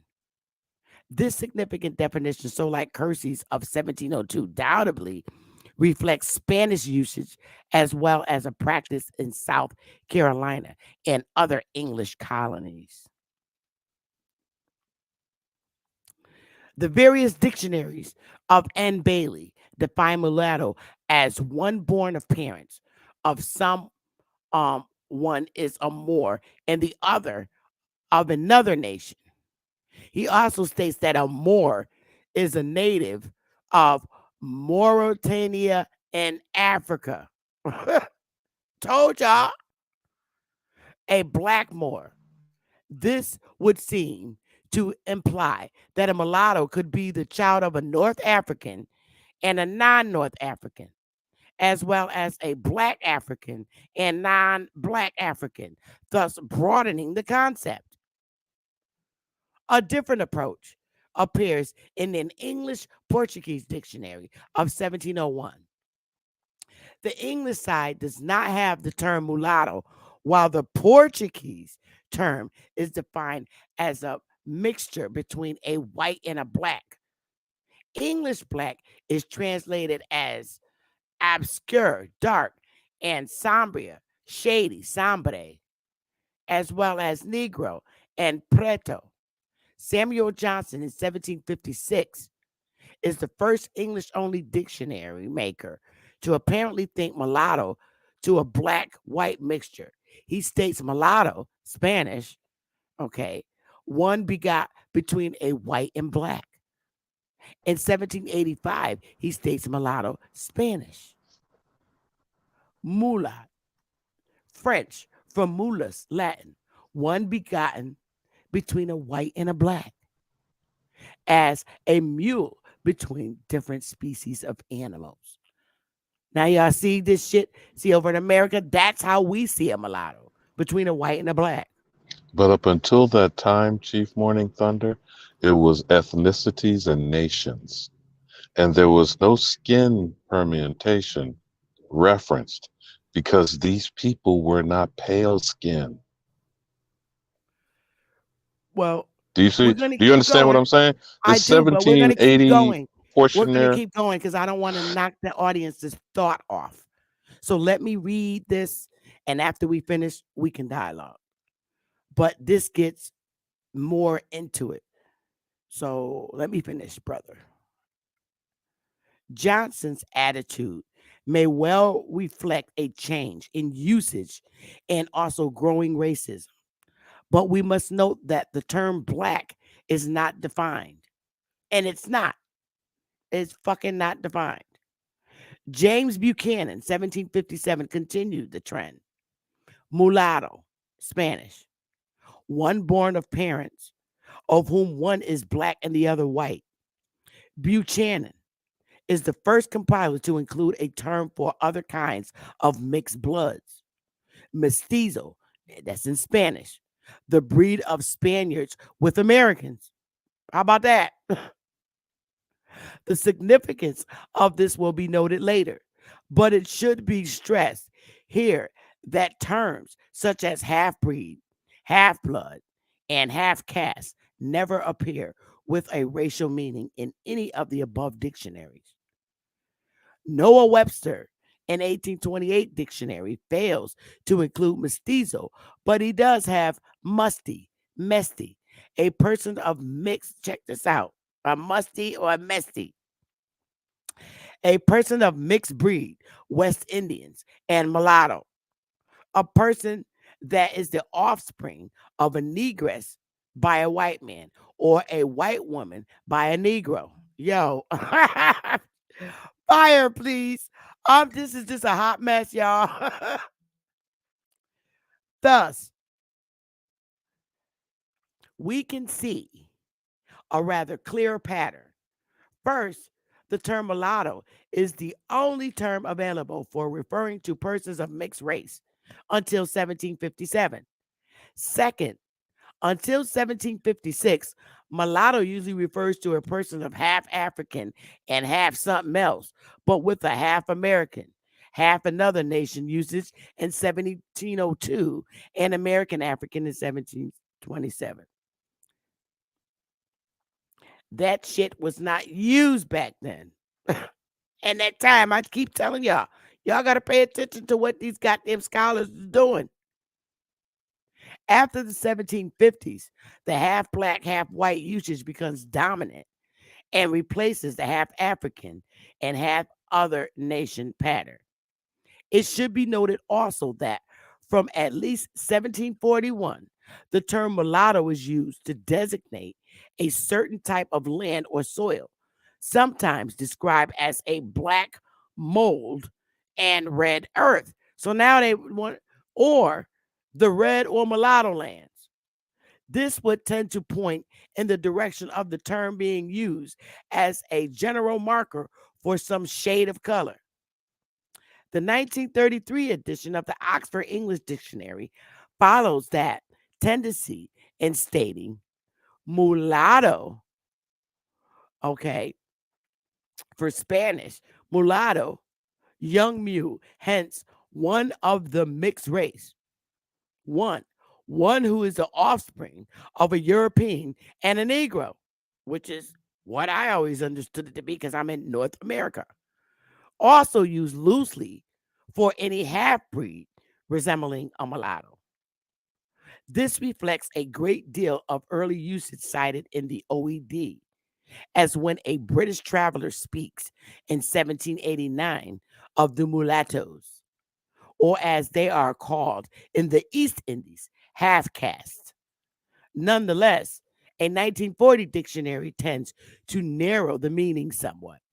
Mulatto, okay, a person who is the offspring of a Negro and a white person, a Negro with some white blood, designating persons of mixed Negro and white blood, designating soils of a brownish color. The gradually, gradually, the term comes to refer to persons of mixed white European and black African ancestry, regardless of the exact degree of mixture. This usage is, however, not always the one actually used by legislative bodies in the courts, as will be analyzed below. Here we go, y'all. It should be noted that it is very likely that from the beginning of the English used the term mulatto to refer to a wide range of brown mixed bloods, especially since the precise ancestry of most such persons could not be known. Such usage is reflected in Blount's 1656 definition. Above, one that is a mongrel complexion. And also in remarks such as the Robert Hooke, we find by relations how much the Negro woman do besmear the offspring of the Spaniard, bringing forth neither white skin nor black, but tawny hided mulattoes. Tawny headed mulattoes. I guess my ass is a 20-headed mulatto. Then, in fact, virtually all of the early English references to mulattoes, 1590s to 1600s, are to individuals whose precise ancestry is unknown and whose origin usually has a Spanish connection or at least a West Indian one. Bombaclad. Explicit statutory definitions of the term mulatto are surprisingly few in the colonial period. General usage will be examined below, but first, it is necessary to review those explicit references which do exist. We shall begin with the Virginia because that colony is thought to have exercised considerable influence on other areas. In 1705, Virginia prohibited any Negro, mulatto, or Indian from holding any public office. The act further stated, and for clearing all manner of doubts which hereafter may happen to arise upon the construction of this act or any other act, who shall be accounted as mulatto, be it, etc., that the child of an Indian and the child, grandchild, or great grandchild, or a Negro shall be deemed, accounted, held, and taken to be mulatto. Virginia is some shit. In other words, an American European mixed blood was defined as a mulatto, along with all part Africans to 1/8 degree. This statute apparently remained unmodified until 1785, when it was enacted that all persons with 1/4 or more Negro blood shall be deemed a mulatto. This remained the legal definition until 1866, when it was modified. Every person having 1/4 or more Negro blood shall be deemed a colored person, and every person, not a colored person, having 1/4 or more Indian blood shall be deemed an Indian. This use of colored person must be considered in relation to an 1860 statute using mulatto for persons of one-fourth African descent and making Negro and mulatto equivalent in all statutes. Yeah. It would appear then that from 1705 until 1866, the only legal definition to mixed Native Americans, accepting those having one-fourth or more African ancestry, was that of 1705. Thus, we might at first glance construction that a mixed American European was legally a mulatto if of one half or more American blood until that statute of 1866, making such persons Indians. All American African mixed bloods remain mulattoes throughout the period, unless having less than one-eighth African ancestry or less than one-quarter African ancestry. After 1910, Virginia reclassified large numbers of persons by extending the color category and to include people with minute amounts of African ancestry. It should be noted that the actual practice some Virginia officials seem to have assumed after 1785 that all mulattoes possess one quarter or more African ancestry. For example, a white petition asserted in 1843 that the Native Americans of King William County, Pamunkey, and Mattapony reservations, all of whom, by the laws of Virginia, would be deemed and taken to be free mulattoes, as it is believed they all have one-fourth or more of Negro blood. In 1857, some local whites took away the Pamunkey people's guns. The Indians complained to the governor, and he wrote back that the law in question did not apply to Indians, but that if any become one-fourth mixed with the Negro race, that they may be treated as free Negroes or mulattoes. Thus, one might conclude that um, sometime around the War of Independence, the term mulatto acquired in Virginia the same meaning assigned it to earlier by some English dictionary makers. That is, that part of African person. Still further, it is clear that as late as 1843 to 57, a person of mixed American African ancestry was considered to be a mulatto. This differs, of course, from those later dictionaries definitions limiting the term to European African mixed bloods. But there are exceptions in usage, which will be noted below. During the 19th century, the courts of Virginia seem to have ordinarily limited the use of the term mulatto to persons of one quarter or more non-white ancestry. For example, in 1847, two brothers, Culpeper County, William and John Ross, were alleged to be mulattoes. The court found that their grandfather, David Ross, was spoken of as a respectable man, though probably a mulatto, was a soldier in the Revolution and died in the service. His wife was probably white, and his son's wife certainly was. The Supreme Court held that the Ross brothers were legally white. South Carolina was another early leader in developing racial classification terms, somewhat independent of Virginia. Spanish practice seems to have greatly influenced this colony, especially in the use of the term musty or mestizo for a certain type of part American mixed blood. The government of colonial South Carolina would appear to have almost never directly defined racial terms, but one instance is of great value to us. In 1719, South Carolina decided who should be an Indian for tax purposes.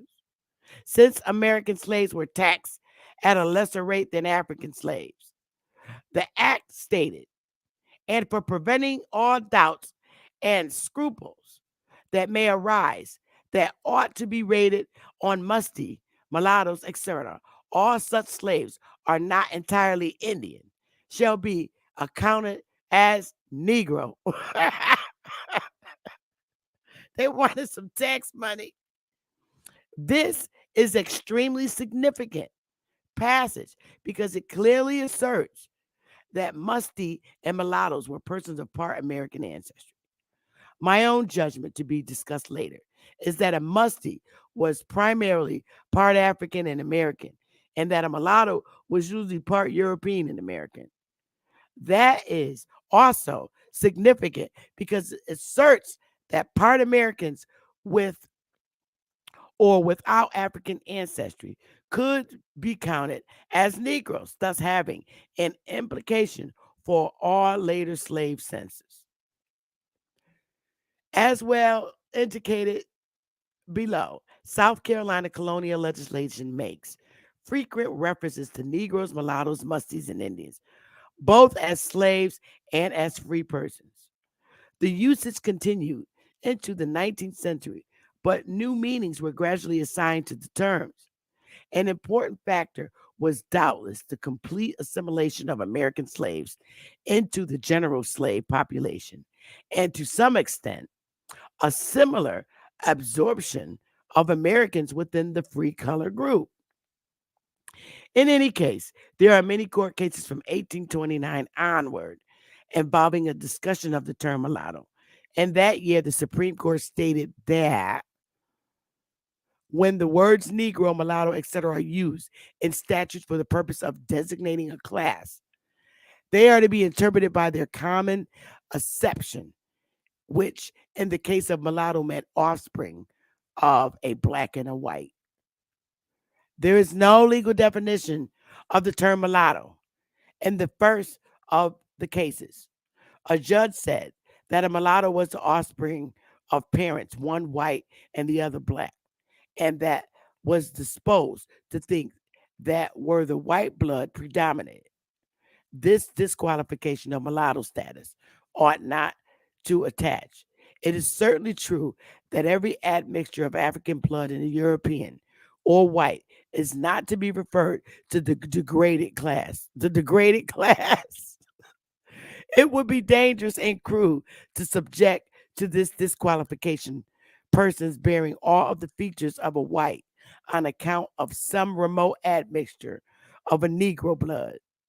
Nor has the term mulatto or person of color, I believe, been popularly attributed to such a person. Where it is a distinct and visible admixture of Negro blood, the person is to be denominated a mulatto or person of color. It is a question very proper for a jury. South Carolina judges, in other words, gradually extended the term to be virtually an equivalent to colored person and to include persons visibly part African, regardless of actual degree of blood. In 1846, this was stated even more explicitly. They didn't even fucking use these damn terms. But I'll just keep spitting out the bullets. The constant tendency of this class, mulattoes, to assimilate to the white and the desire for elevation present frequent cases of embarrassment and difficulty. It would be difficult, if not impolitic, to define by inflexible rules the lines of separation. The question of the reception of colored persons into the class of citizens must partake more of the political than a legal character, and in a great degree be decided by public opinion expressed in the verdict of a jury. So the jury got to tell you. Here we go. Regardless of appearance of liberty. Oh God, do I want to keep reading this?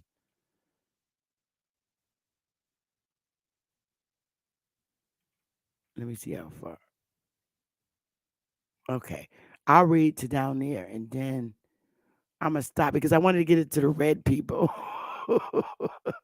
Okay. Okay.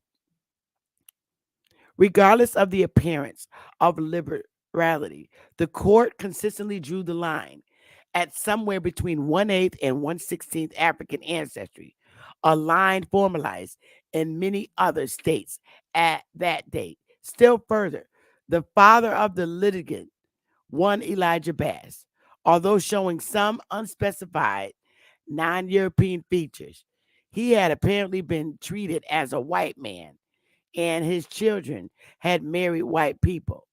Thus, the court was in some ways more conservative than the local white community.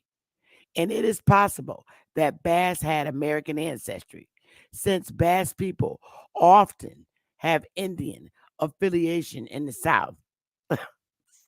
It is clear from a decision of 1850 that persons of American descent, in order to escape from the status of mulatto or colored person, have to prove that they were of free Indian descent, unmixed with African blood.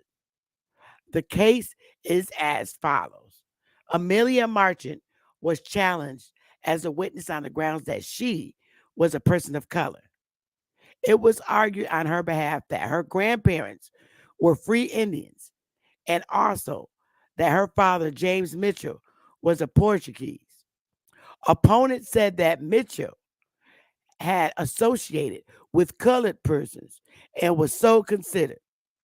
The verdict was in Marchant's favor. That is, that she was of free Indian ancestry and that she had no African blood. The Supreme Court reviewed the case that reversed the verdict in spite of the fact that the Mitchells had paid no caption tax charged to free colored people and that James Mitchell had apparently married a white woman. The grounds for reversal were in part that many Indians had been enslaved and that the Mitchells came under the status of colored persons, apparently because they could not prove descended from free Indians in Amity in South Carolina. Ain't that some shit?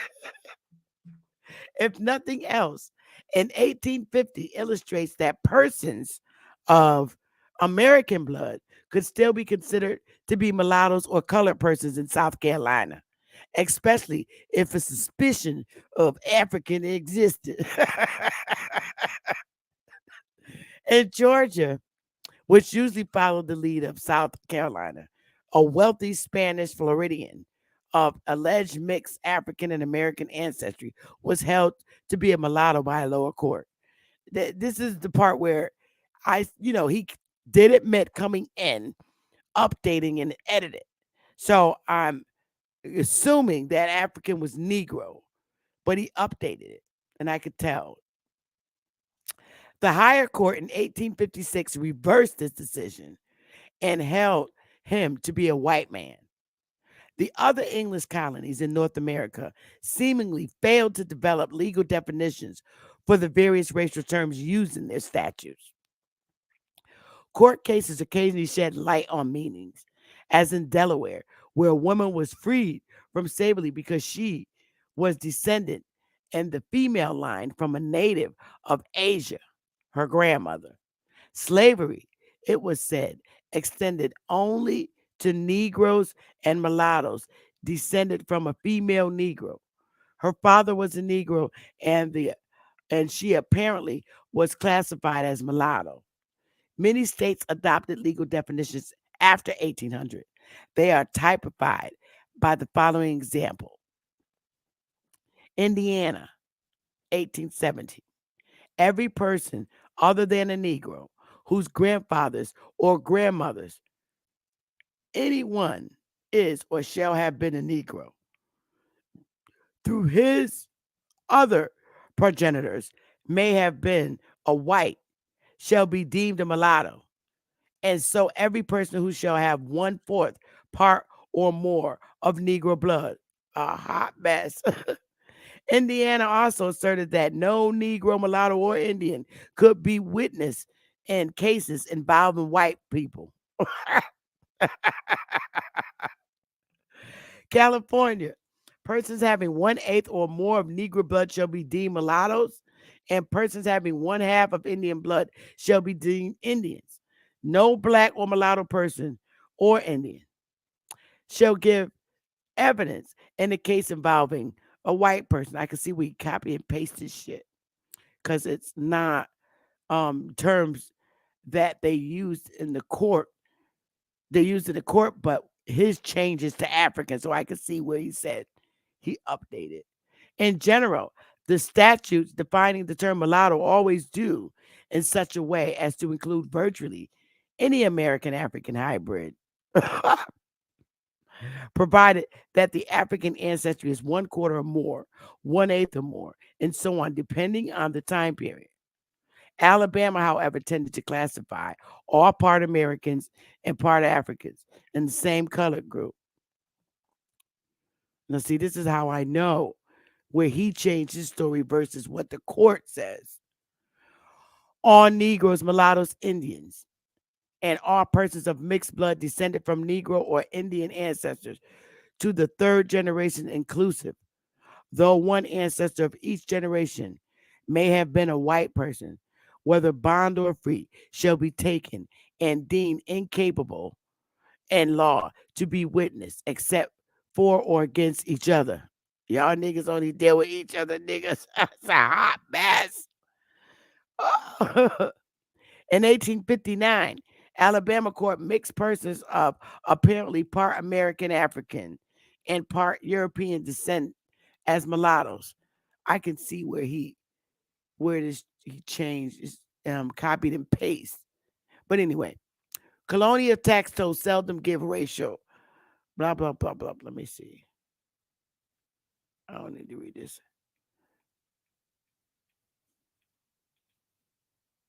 Oh, I'll go here. I don't need to go there. This shit is annoying. Bill of Westchester County. I'll start from here. Um, right here.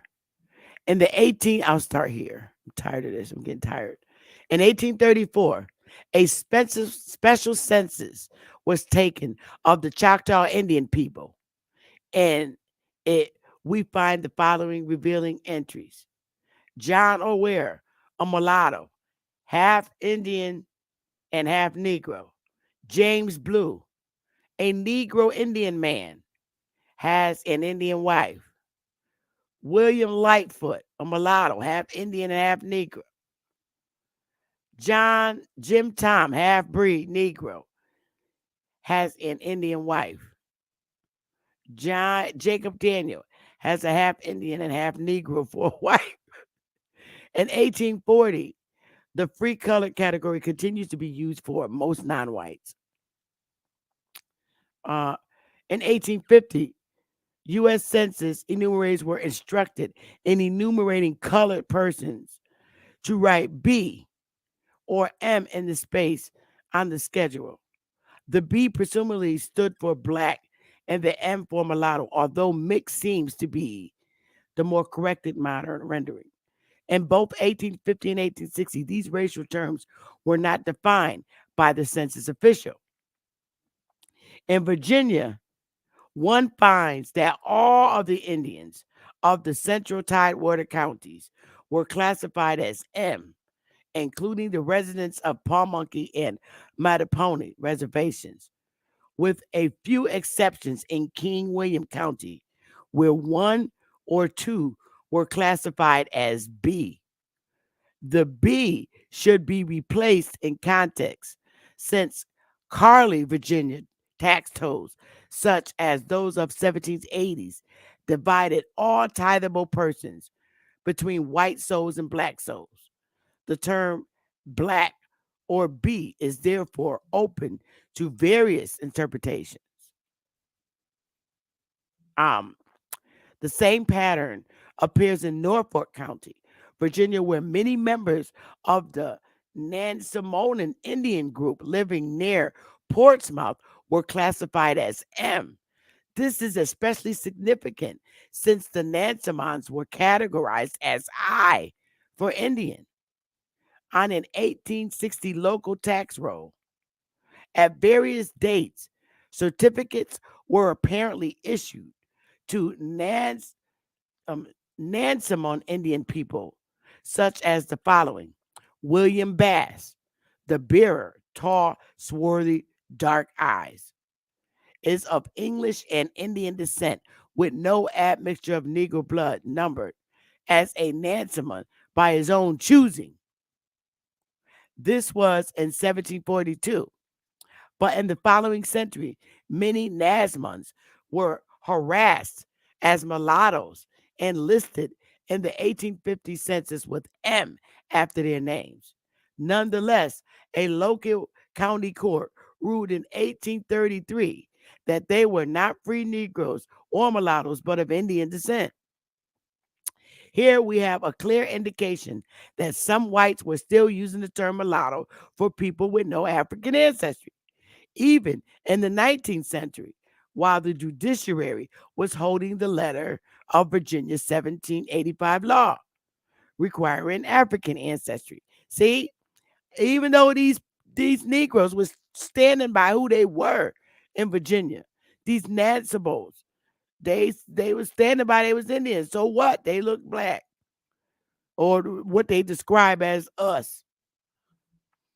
But anyway, I'm gonna keep going.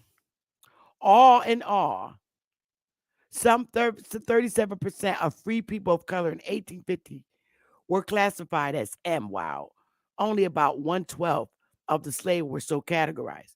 It seemed clear that a good many of the free people classified as M were in fact Indians or of Indian descent. Um,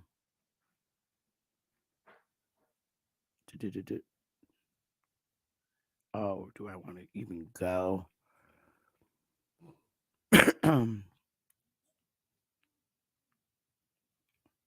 Let me look for the red people. Control find.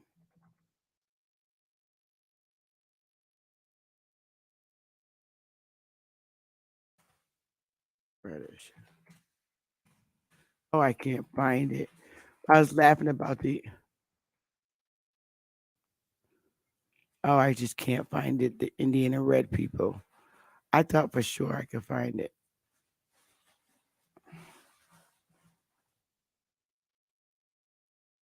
Oh, uh, oh, forget it. I'm tired. I'll stop here because I'm not going to read all this. Okay. A similar situation in Tennessee, where so-called Mel- Melungian people, probably Saponi, Powhatan of Hawkins, Grainer, and nearby counties, were often classed as free color and mulatto, but occasionally also as white. A white writer of 1890 asserted of these people, a great many declared them mulattoes and based their belief upon the ground that at the close of the Civil War, Negroes and Melungians stood upon precisely the same social footing. Free man of color, all. One official said that Melungian isn't a nigger and he isn't an Indian and he isn't a white man. um, um, the author adds, in appearance, they bear a striking resemblance to the Cherokees, and they are believed by the people around about to be a kind of half-breed Indian. Their complexion is, oh, here it is. Their complexion is reddish brown, totally unlike the mulatto. Here, of course, we sense that the writer of 1890 has a feeling that the term mulatto ought not be applied to persons whose shade of brownness and probably other features do not resemble those of an African white hybrid. um, the same confusion of the term mulatto is exemplified by the status of a similar group of mixed Indian people in South Carolina called variously brass ankles, red bones, yellow people, and so on until recently. Although frequently classified as mulattoes in earlier census record, These people in the 1940s were being variously called mulattoes, yellow people, half niggers and half Indian by the local whites. So that's the part I wanted you to see about the reddish brown people. So a great to the Cherokees, they believe to be happy Indian, reddish Negroes, free man of color, Cherokees, around the people. Their complexion is reddish brown, total, unlike the mulatto. They're reddish brown. So I'm gonna stop there. That's the only part I wanted to see. So I'm gonna stop there and then go get this. And y'all know that's us because we still saying the same shit today. Um, Here's the share screen, and I'm gonna end it right here. Here's the reddish brown people, and that's us saying we ain't no fucking niggas. Here's the reddish brown people that look Cherokee. Reddish brown. Get your laugh on. Reddish brown people. All right? These are reddish brown people. And I'm done. I am reddish brown. That was a lot of reading. I thought that was very interesting. Like I said, the college gentleman, he did say that he updated, and definitely you could tell he updated it because he had books in there from 1980 and 1990. So he's writing his thesis paper and pulling all kinds of stuff. So throw up some fire for my reddish brown skin because we still saying the same shit. I ain't no goddamn African. I am not no African. I'm reddish brown and I look Cherokee. Throw up some damn fire. Anybody want to come up here and, talk about it, laugh about it, come on up. Uh, this is, I thought it just was interesting, point blank. So today we learned about the referral of slaves being a referral source, because that's what it was when you were referred for work. Because these white people that was coming here wasn't taking any niggas in. Could you imagine?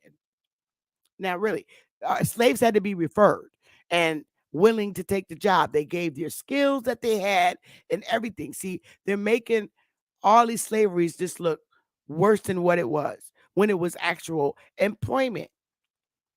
Imagine a slave owner coming to get somebody to purchase a slave without it being referred.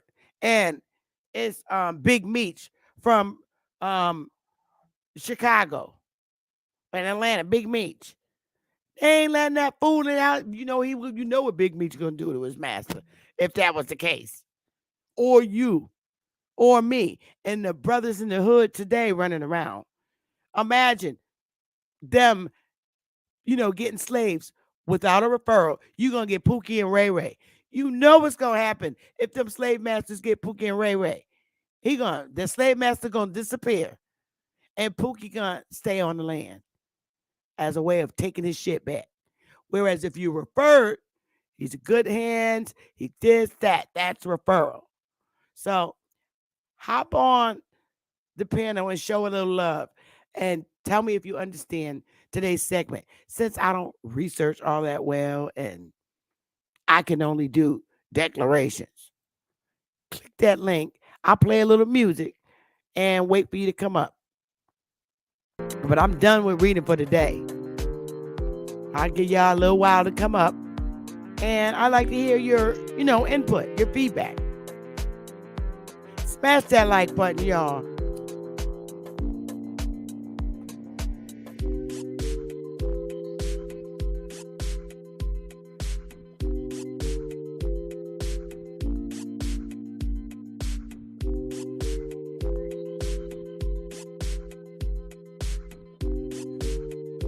Long with you, funny.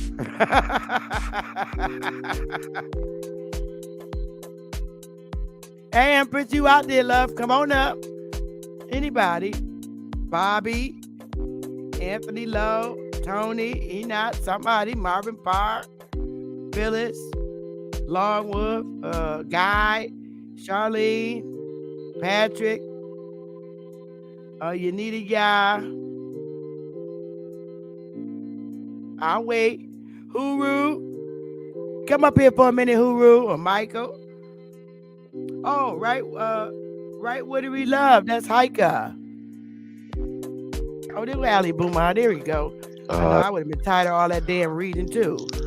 well, but I also have an appointment and a conference call, but I wanted to share some thoughts with you.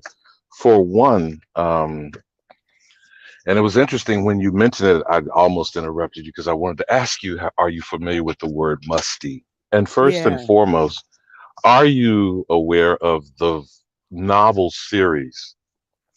One of the most famous is Mandingo, Drum, and it is called The Musty. And the fictional plantation is referred to the Falconhurst series. Are you familiar with any of those? I remember Dango with what's his name? Mandingo with Ken Norton. But Right. I was just wondering, had you ever read the books? Because ironically, it was my unofficial slave history given to me by my mother. She may not even remember it. But the book itself is placed in New Orleans as a fanciful city. They were actually referred to as fancies. Hmm. Then you have, you know what a quadroon is, right? And an Yep. octoroon. Yep. That Quadrille gets into Octoroon. the numerical references of 1/4 and 1/8. Mm-hmm. Now, I'm intrigued by how they told you they defined a musty as a combination of an African and an Indian. And this intermingling back and forth between Negro, African, and Indian. This is the problem that we are confronted with when we continue to tolerate these foreigners defining who we are. Facts. That's going to continue to be a major problem. And I know I might be babbling and wandering a bit here. You're I not. continue to say that identity crisis is our paramount issue. I really Facts. don't care what other people describe it as. Until that is addressed, we have symptomatic behavior that we focus on: lying on each other, killing each other, selling drugs to each other, doing the dozens, remember mama jokes and all that good stuff? Mm-hmm. You know, all these things are reflective of toxic behavior from a confused mental state of existence. Now, that's just my 2 cents.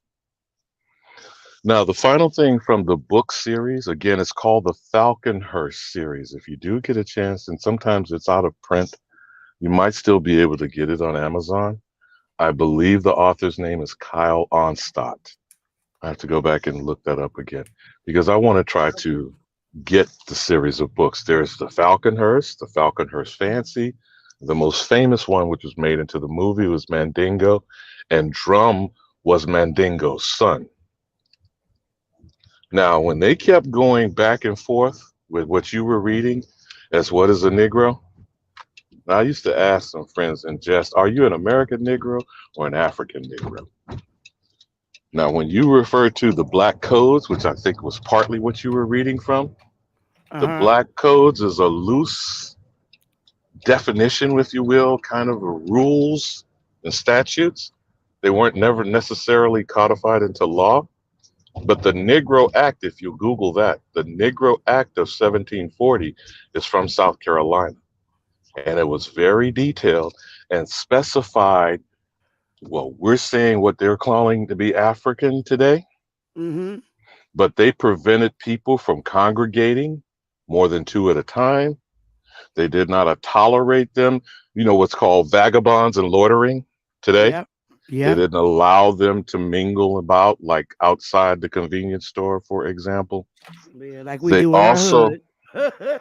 they also created the overseer, which was White Zaddy, that would come on Sundays for the authorized congregation. I mean, I'm sure you're familiar with these things, Chief Yep. Morning Thunder. Yep. But Be that as it may, I'm getting a bit weary of this. You know, I understand it's important for a lot of people who are just coming into their self-awareness, but it, I don't know if we need to be talking about a cutoff point.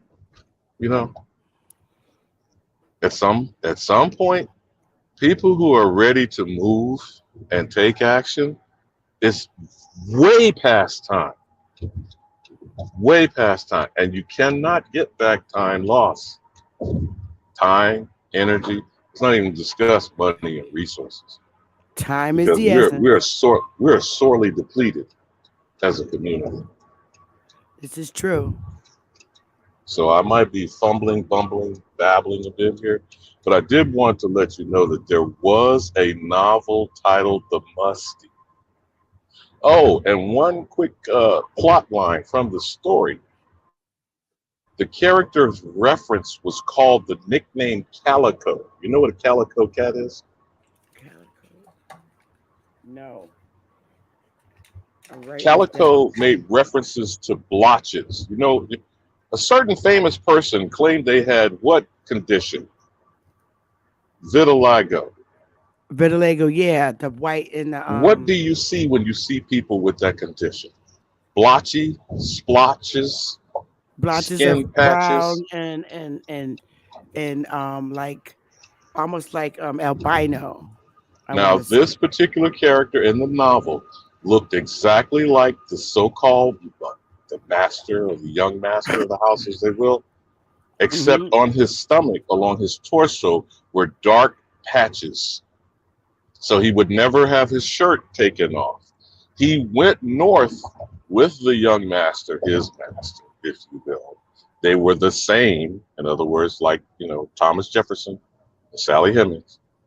They had the same father. One was a slave, supposed Aborigine, let's say for this sake, though you know they want to try to tell us that she was a negress, because I think you used that Hmm. word too in your description, Yeah. the negress. And they looked like twins. They went north, and the white male was sickly and passed away from what they called consumption back then. You know what that was? Tuberculosis. Okay, They TB. refer, yeah, they referred to it in those days. They used to do things for medicinal purposes. You know what toddies are, right? I know you hip to all of this. They would give hot toddies and laudanum. Laudanum was referred to as a medicinal source, which is almost like liquid heroin, or I guess we call it Oxycontin and fentanyl Mm. today. So he went up there as they would use the term valet, as being his personal servant. He was touched. You know how Big Mama used to use that phrase about certain people with their mental capacity? It was slow on the uptake. Mm. So the white child was touched. The so-called mulatto or musty, the aborigine, was brilliant. And Mm. he would be taking the coursework of the child because they looked like identical twins. Then, when the master, the white child, passed on, he took his identity. There's a reason why I'm getting to the point of this particular story. He took on his identity and became a very upstanding person, if you will, amongst the Northeastern, you know, boarding school Mm. and the upper crust society, but then had to inform his Southern relatives of the passing of course, he's trying to say he's the master's son. So he tried to say the slave passed away. Mm. And then, of course, death in the family caused the child, who was supposed to be the head of the household, right, to have to report back home. You see how this shit can get real thick and dramatic? Hmm. Yeah. This is what we have to contend with. When we're truly talking about the identity theft that we're confronted with, this is not going to go away, Chief. I know. It's not going to be, swept under the rug, though it has been for a few centuries now. It's not going to be overlooked. They can howl about critical race theory all they want to. Mm. but truth crushed to earth will rise. Facts. That's a fact. So I'm gonna land my plane on that. I may be able to jump back if somebody else is on the panel before I have to get on Yeah, this conference call. Thank you for the time. Oh, that's the Willie last Jones. thing that I Thank you sent for you. the references, book Well, the last references. thing I sent you about the Killers of Flower Moon. Hmm.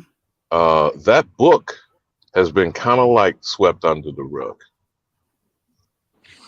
But that young girl got confiscated by the state of Oklahoma, and turned out that the property and the land that she had inheritance to made her Yeah. at that point in time the wealthiest person Yeah. in the United States of America. And I yield. Facts. Facts. That's right. That's Sarah Rector. You're right. Hey, Willie. Hi, Thanks, Alibama. I'm going to look at those references. I really appreciate them. mm, hi, Sister Bethy. Hi, everyone. Hi, Willie. Yeah, Hey, Chief. you absolutely hit it on the nail. And it's so sad is that our children, it's going to be hard for them to find the real information about themselves.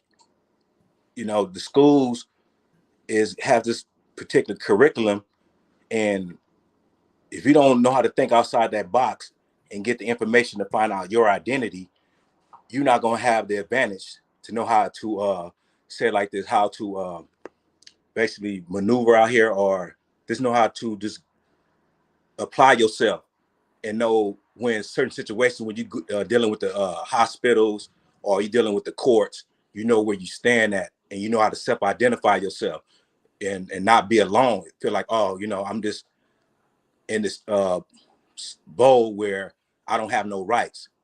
We Yeah. holler civil rights all day long, but we still don't get no protection. Right. So, and our children is not protected from this entity that's in our education system that's still keeping this propaganda going on about the Yeah. confusion of who we are. And Yeah. it's sad that if you try to Google, you say that we telling how we speaking about Aboriginal. You Google Aboriginal, and it's gonna tell you American Indian right next to it. It's gonna say American Indian. Then it's gonna try to throw you off with Australia Right. Aboriginal. It's gonna try to throw you. Then it's gonna say, okay, Well, American. that's just a sentence and a reference as to what an Aboriginal is. They're not saying that that only applies to those people over and what's that country again? The Aboriginals of Australia. yeah, like yeah. It Yeah, because doesn't mean that it just applies to them. They were just using a reference because they no, didn't want to use but who they are here. That's the all. confusion, the confusion. Okay, when you pull up Aboriginal, it's gonna say American Indian, but then it's gonna have a comma. Then it's gonna say Native American, the indigenous people of this land. Then it's gonna start trying to tell you about Australia and all that, but it don't really try to. But I'm just saying it's confusion with us and the Native Americans here. We don't know who's the original people, who's the first original people of this land. They got American Indian, and then they got a comma, then they got Native American right next to Aboriginal. So it's putting Aboriginal, it's causing confusion of who the Aboriginal. So if you, how we speaking about Aboriginal, so if a child want to go look at, oh, they talking about we Aboriginals, so you look up Aboriginal, it's just more confusing if we don't be there to guide them, to show them like, look, there's a difference. There's these people that's on the reservation. They call themselves Native American, and they use the Indian title. And then you have your dad, me. I don't practice that culture. My birth certificate said Negro. This is who I am. But I found out my grandmother, she used to say we Blackfoot. See Blackfoot. Found out my grandfather saying Black Chief, Black Chief. And then they stopped saying it. And I don't hear it no more. But then I hear Malcolm X talking about he's mixing two intertwines, Negro. Then he switched up and say black man, Negro, black man. So that's the confusion right there. I'm seeing the identity crisis coming. And then I hear this dude Stokely Carmichael, same thing. He's Nick. Then he put the black in there. So I'm seeing the interchange. And then I find out Reverend Jesse Jackson got the shit on the paperwork of us identifying ourselves as black. So I'm saying that. Well, no, only if you select it. But Willie, Yeah, let's yeah, back yeah. up. Go ahead. Let's back up a Okay. little bit, Willie. Now, remember what I just read to you. What they said that the deal was with the Indians when they came into the corporation. that they couldn't come with their original culture and identities. That was very clear in that documentation. So we're only in here as Negroes. In other words, if we wanted to be a part of this corporation to avoid the ability, the right not to pay taxes, we had to say we were Negroes. They wanted taxes from us. But otherwise, outside of the corporation, we are who we are. Coming into the corporation, they said you can come in here, but you're not going to have your old identities. You got to do away from them. And they did that here, South America and Central America. If you want to be a part of them, this is who you have to be. But if we are outside of it, it's fine for us to be who we are. So it's clear. It's not a hard fix. It's not. And with all the different laws and rights that they've given to people, it's not going to be hard to truthfully correct our identity. They know who we are. It's us that's not making the moves. We made the moves as Wire, but as an individual, you are solely responsible for collecting it. And see, also, when in the document that I read, it was very clear that they didn't want the Indians coming in as groups, as clans, as how they were as a people, as tribes. They wanted them as an individual, which really sucked. Basically, you ain't coming in America as a tribe. You come in as the individual. It's crazy. But now laws have changed. Laws were passed for people to be able to change themselves and it be official. So it's just a matter of us correcting it.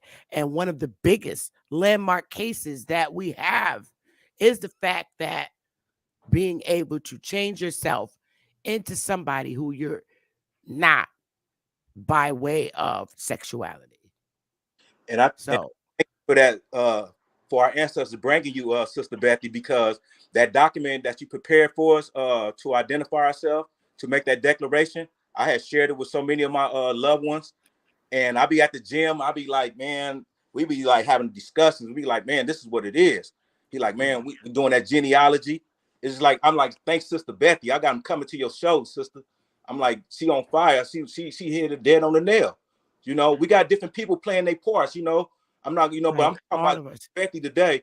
You know, we got everybody, you know, we all doing our parts, you know, and I'm glad, but our children need to know that there's paper genocide in that history teaching that they get in the school.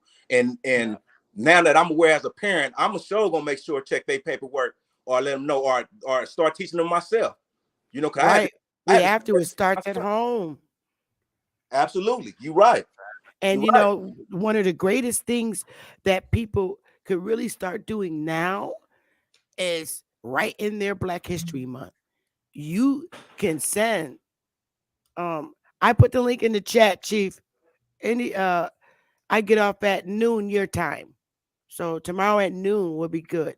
Um the now is a great time in their history, Black History Month coming up in February, to send your child to school with that declaration.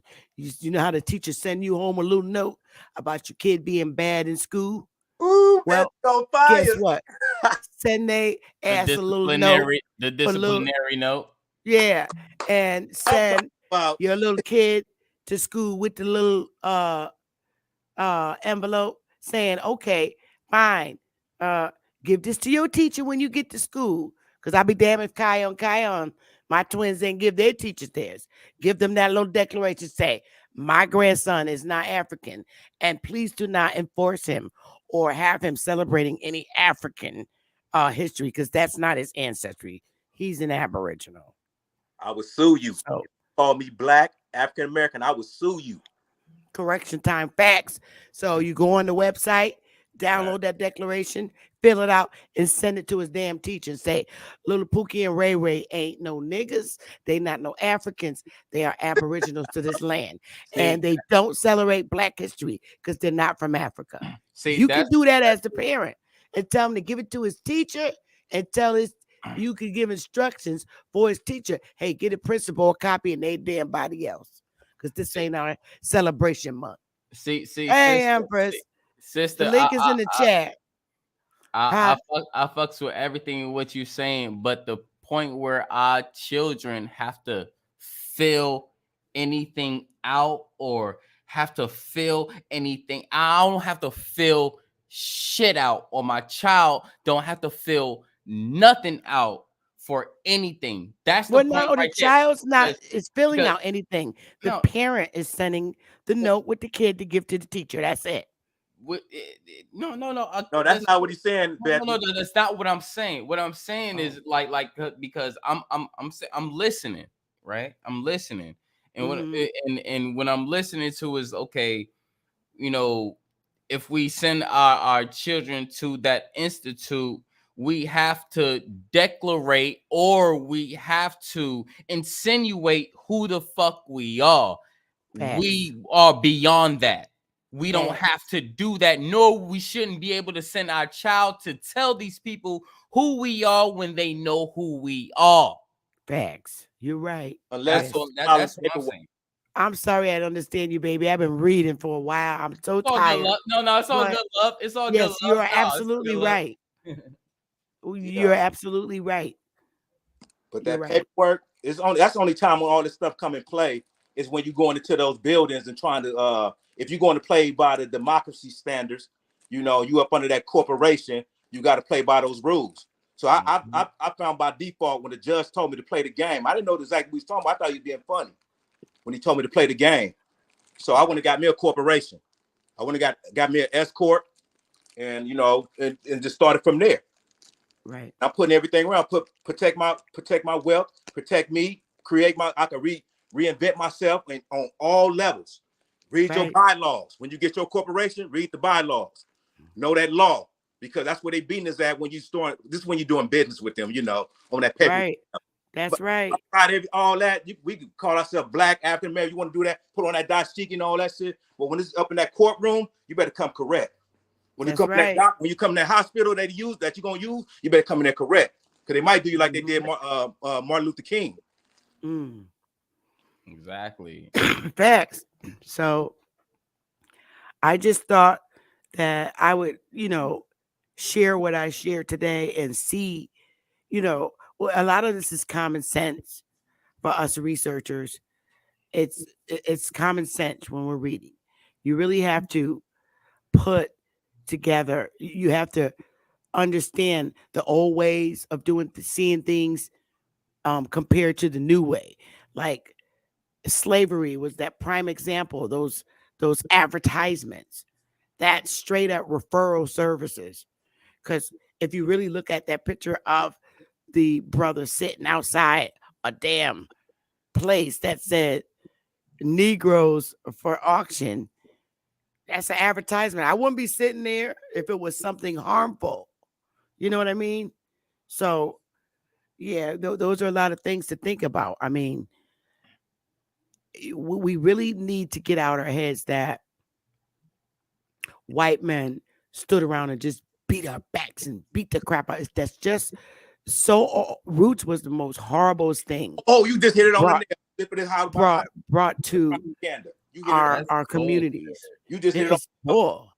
And it's just not right, and it needs to be fixed and corrected, because that movie did a lot of harm to our people and destroyed the attitude towards a brown man and a white man. That movie is disgusting. See, it's not more of the movie. Yeah, the movie did the damage because of the imagery and what it projected or what it programmed and what it programmed. The programming of movies, or what that screen or what a screen do to us, what is just a projection, is the problem, because we've been duped since school.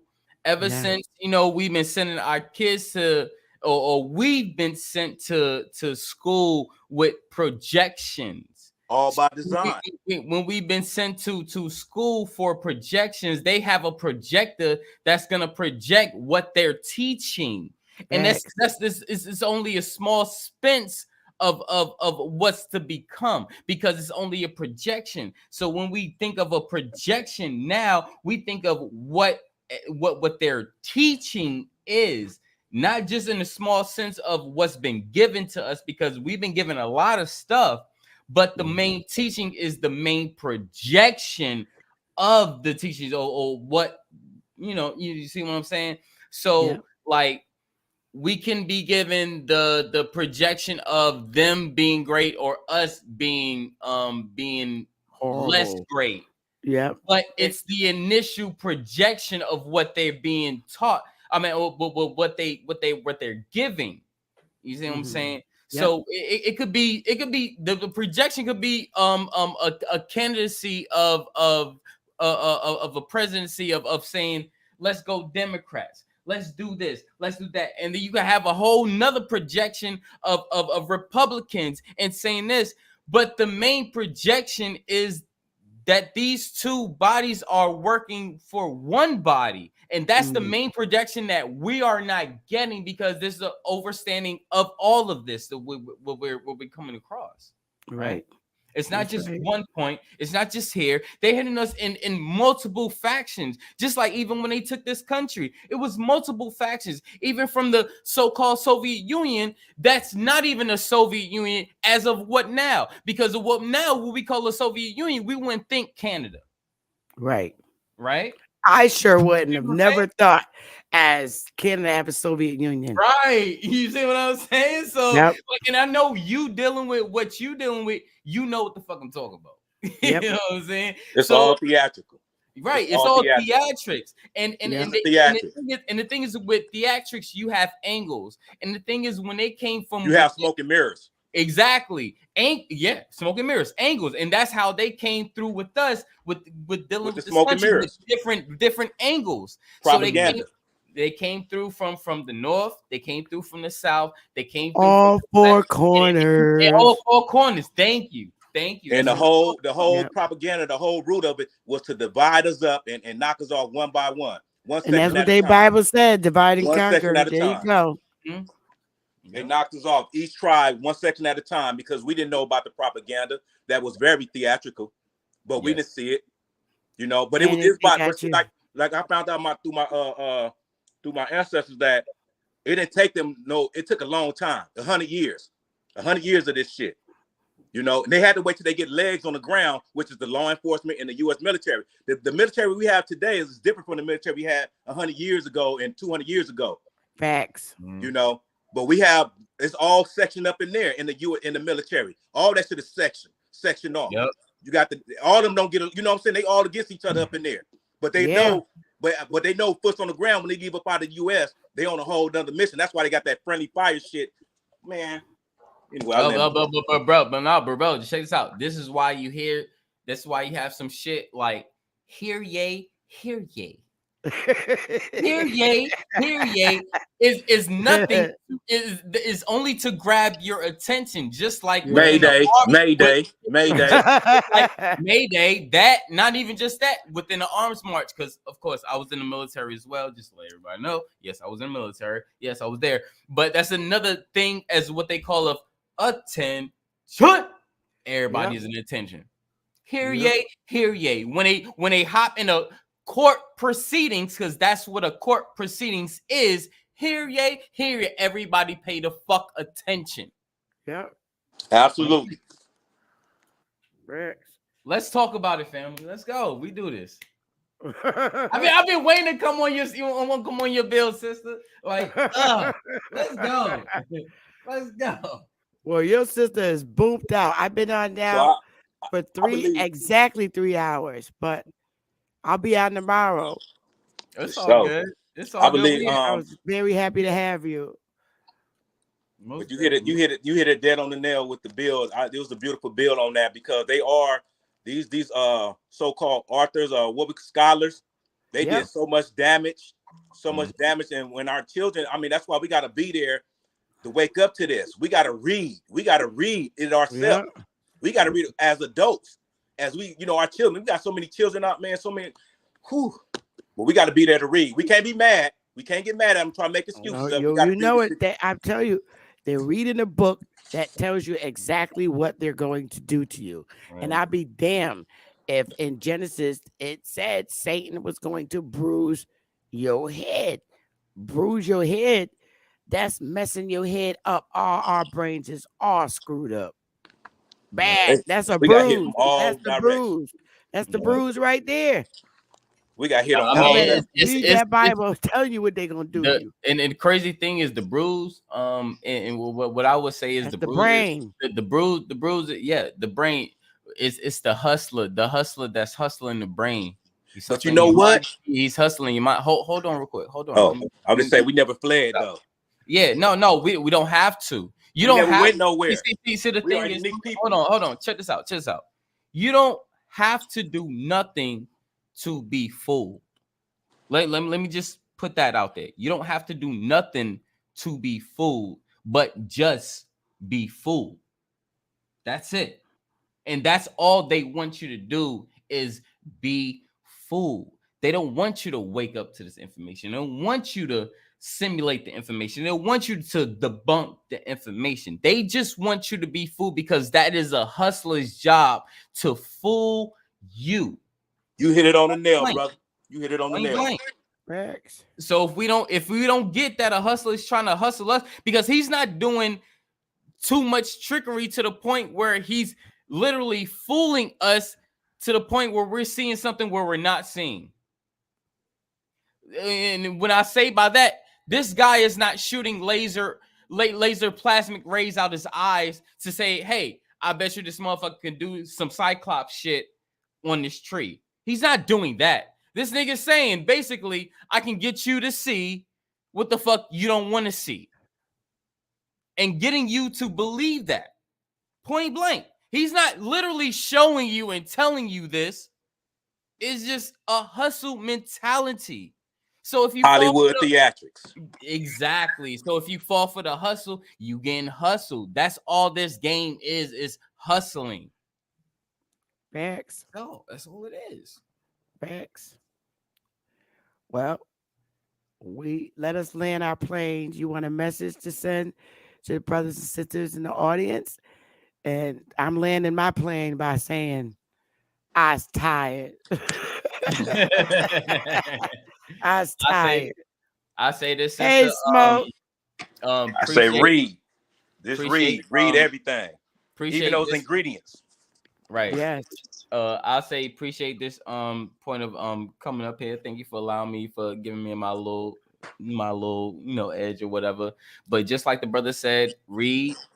Like they say, they will put shit in a book so you won't read. They will put things on the internet or whatever the case so you won't read. All I would say is you got something right in front of your face that will give you the tools that you would need. It's up to you to use the tools. They're not going to give you the tools. They're going to give you the resume, but they're not going to give you the tools to create that resume. And within creating that resume, those tools are being used for yourself.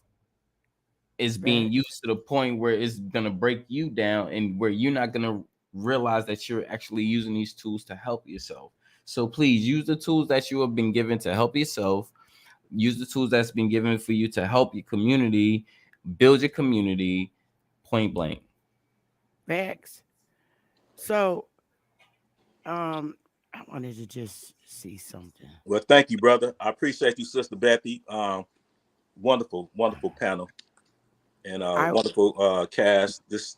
You did an amazing job. I mean, man, you next to Dan Calloway waking me up, with the paper. But you with the paperwork. You shooting the paperwork at us. Said, look, go file this. I'm gonna go, man. I'm going to the law library and filing paperwork. I'm doing briefs. I'm reading legal work. How to file legal papers. I know that's right. I just wanted y'all to really look at this for what I don't know if y'all caught this part of the segment. Did y'all see this part? Wait a minute. Right here.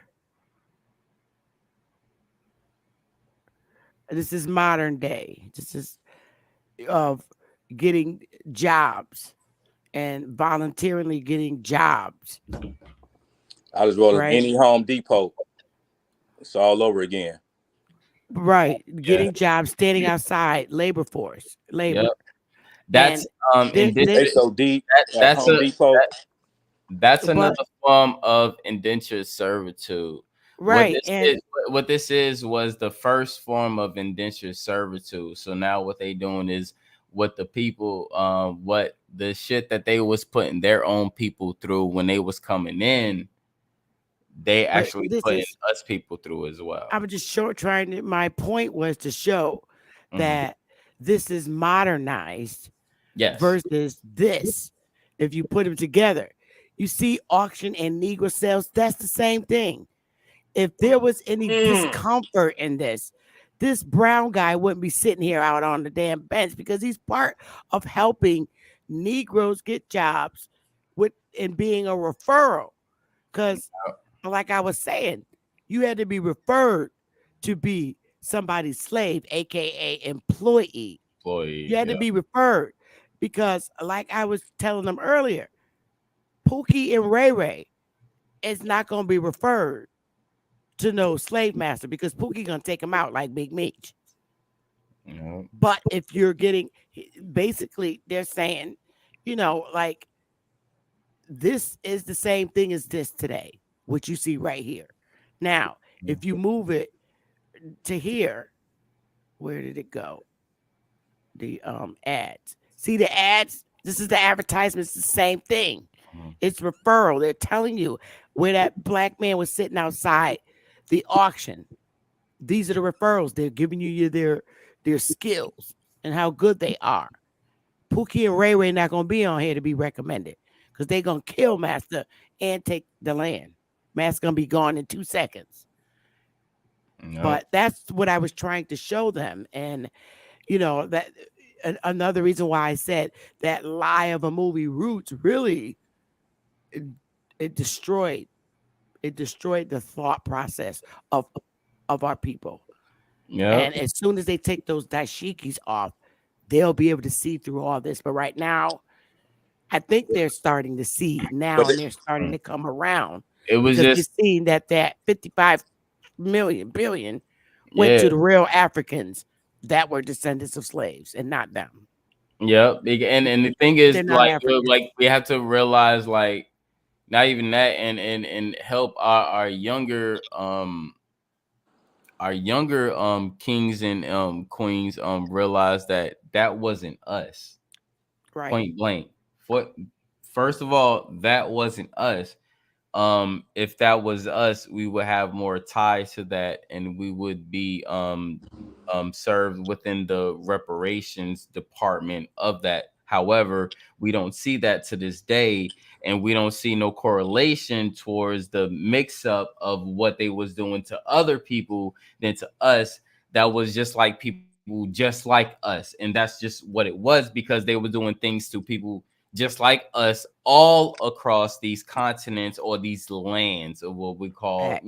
continents, or whatever the case may be. Go ahead. Right. They were the biggest test subjects for medicine that really destroyed them over there. All kinds of stuff.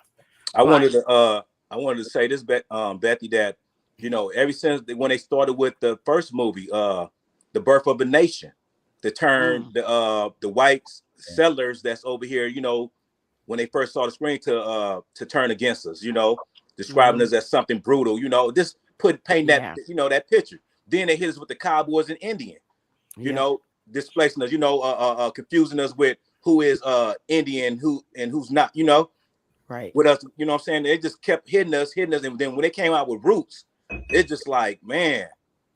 Well, look in that movie. What's it with Jamie Foxx? Um, Django. yeah, and he was speaking in his real tongue, and they knew that it was like, he was speaking. What was he? Creek or I forget what It's, he was Creek. speaking Creek. It was Creek. because he was. Yeah, it was That's who Creek. the Creeks Yeah. were, and so I'm just gonna lay my plan there, and tomorrow I'll come with more stuff. But I didn't it even was a know lot. Chuck Berry was Indian. When I Yeah. saw that movie Cadillac, Oh, when they said all of they asked him to see his ID, and the ID, and I said, "You Indian, you Indian, huh? Indian, whatever."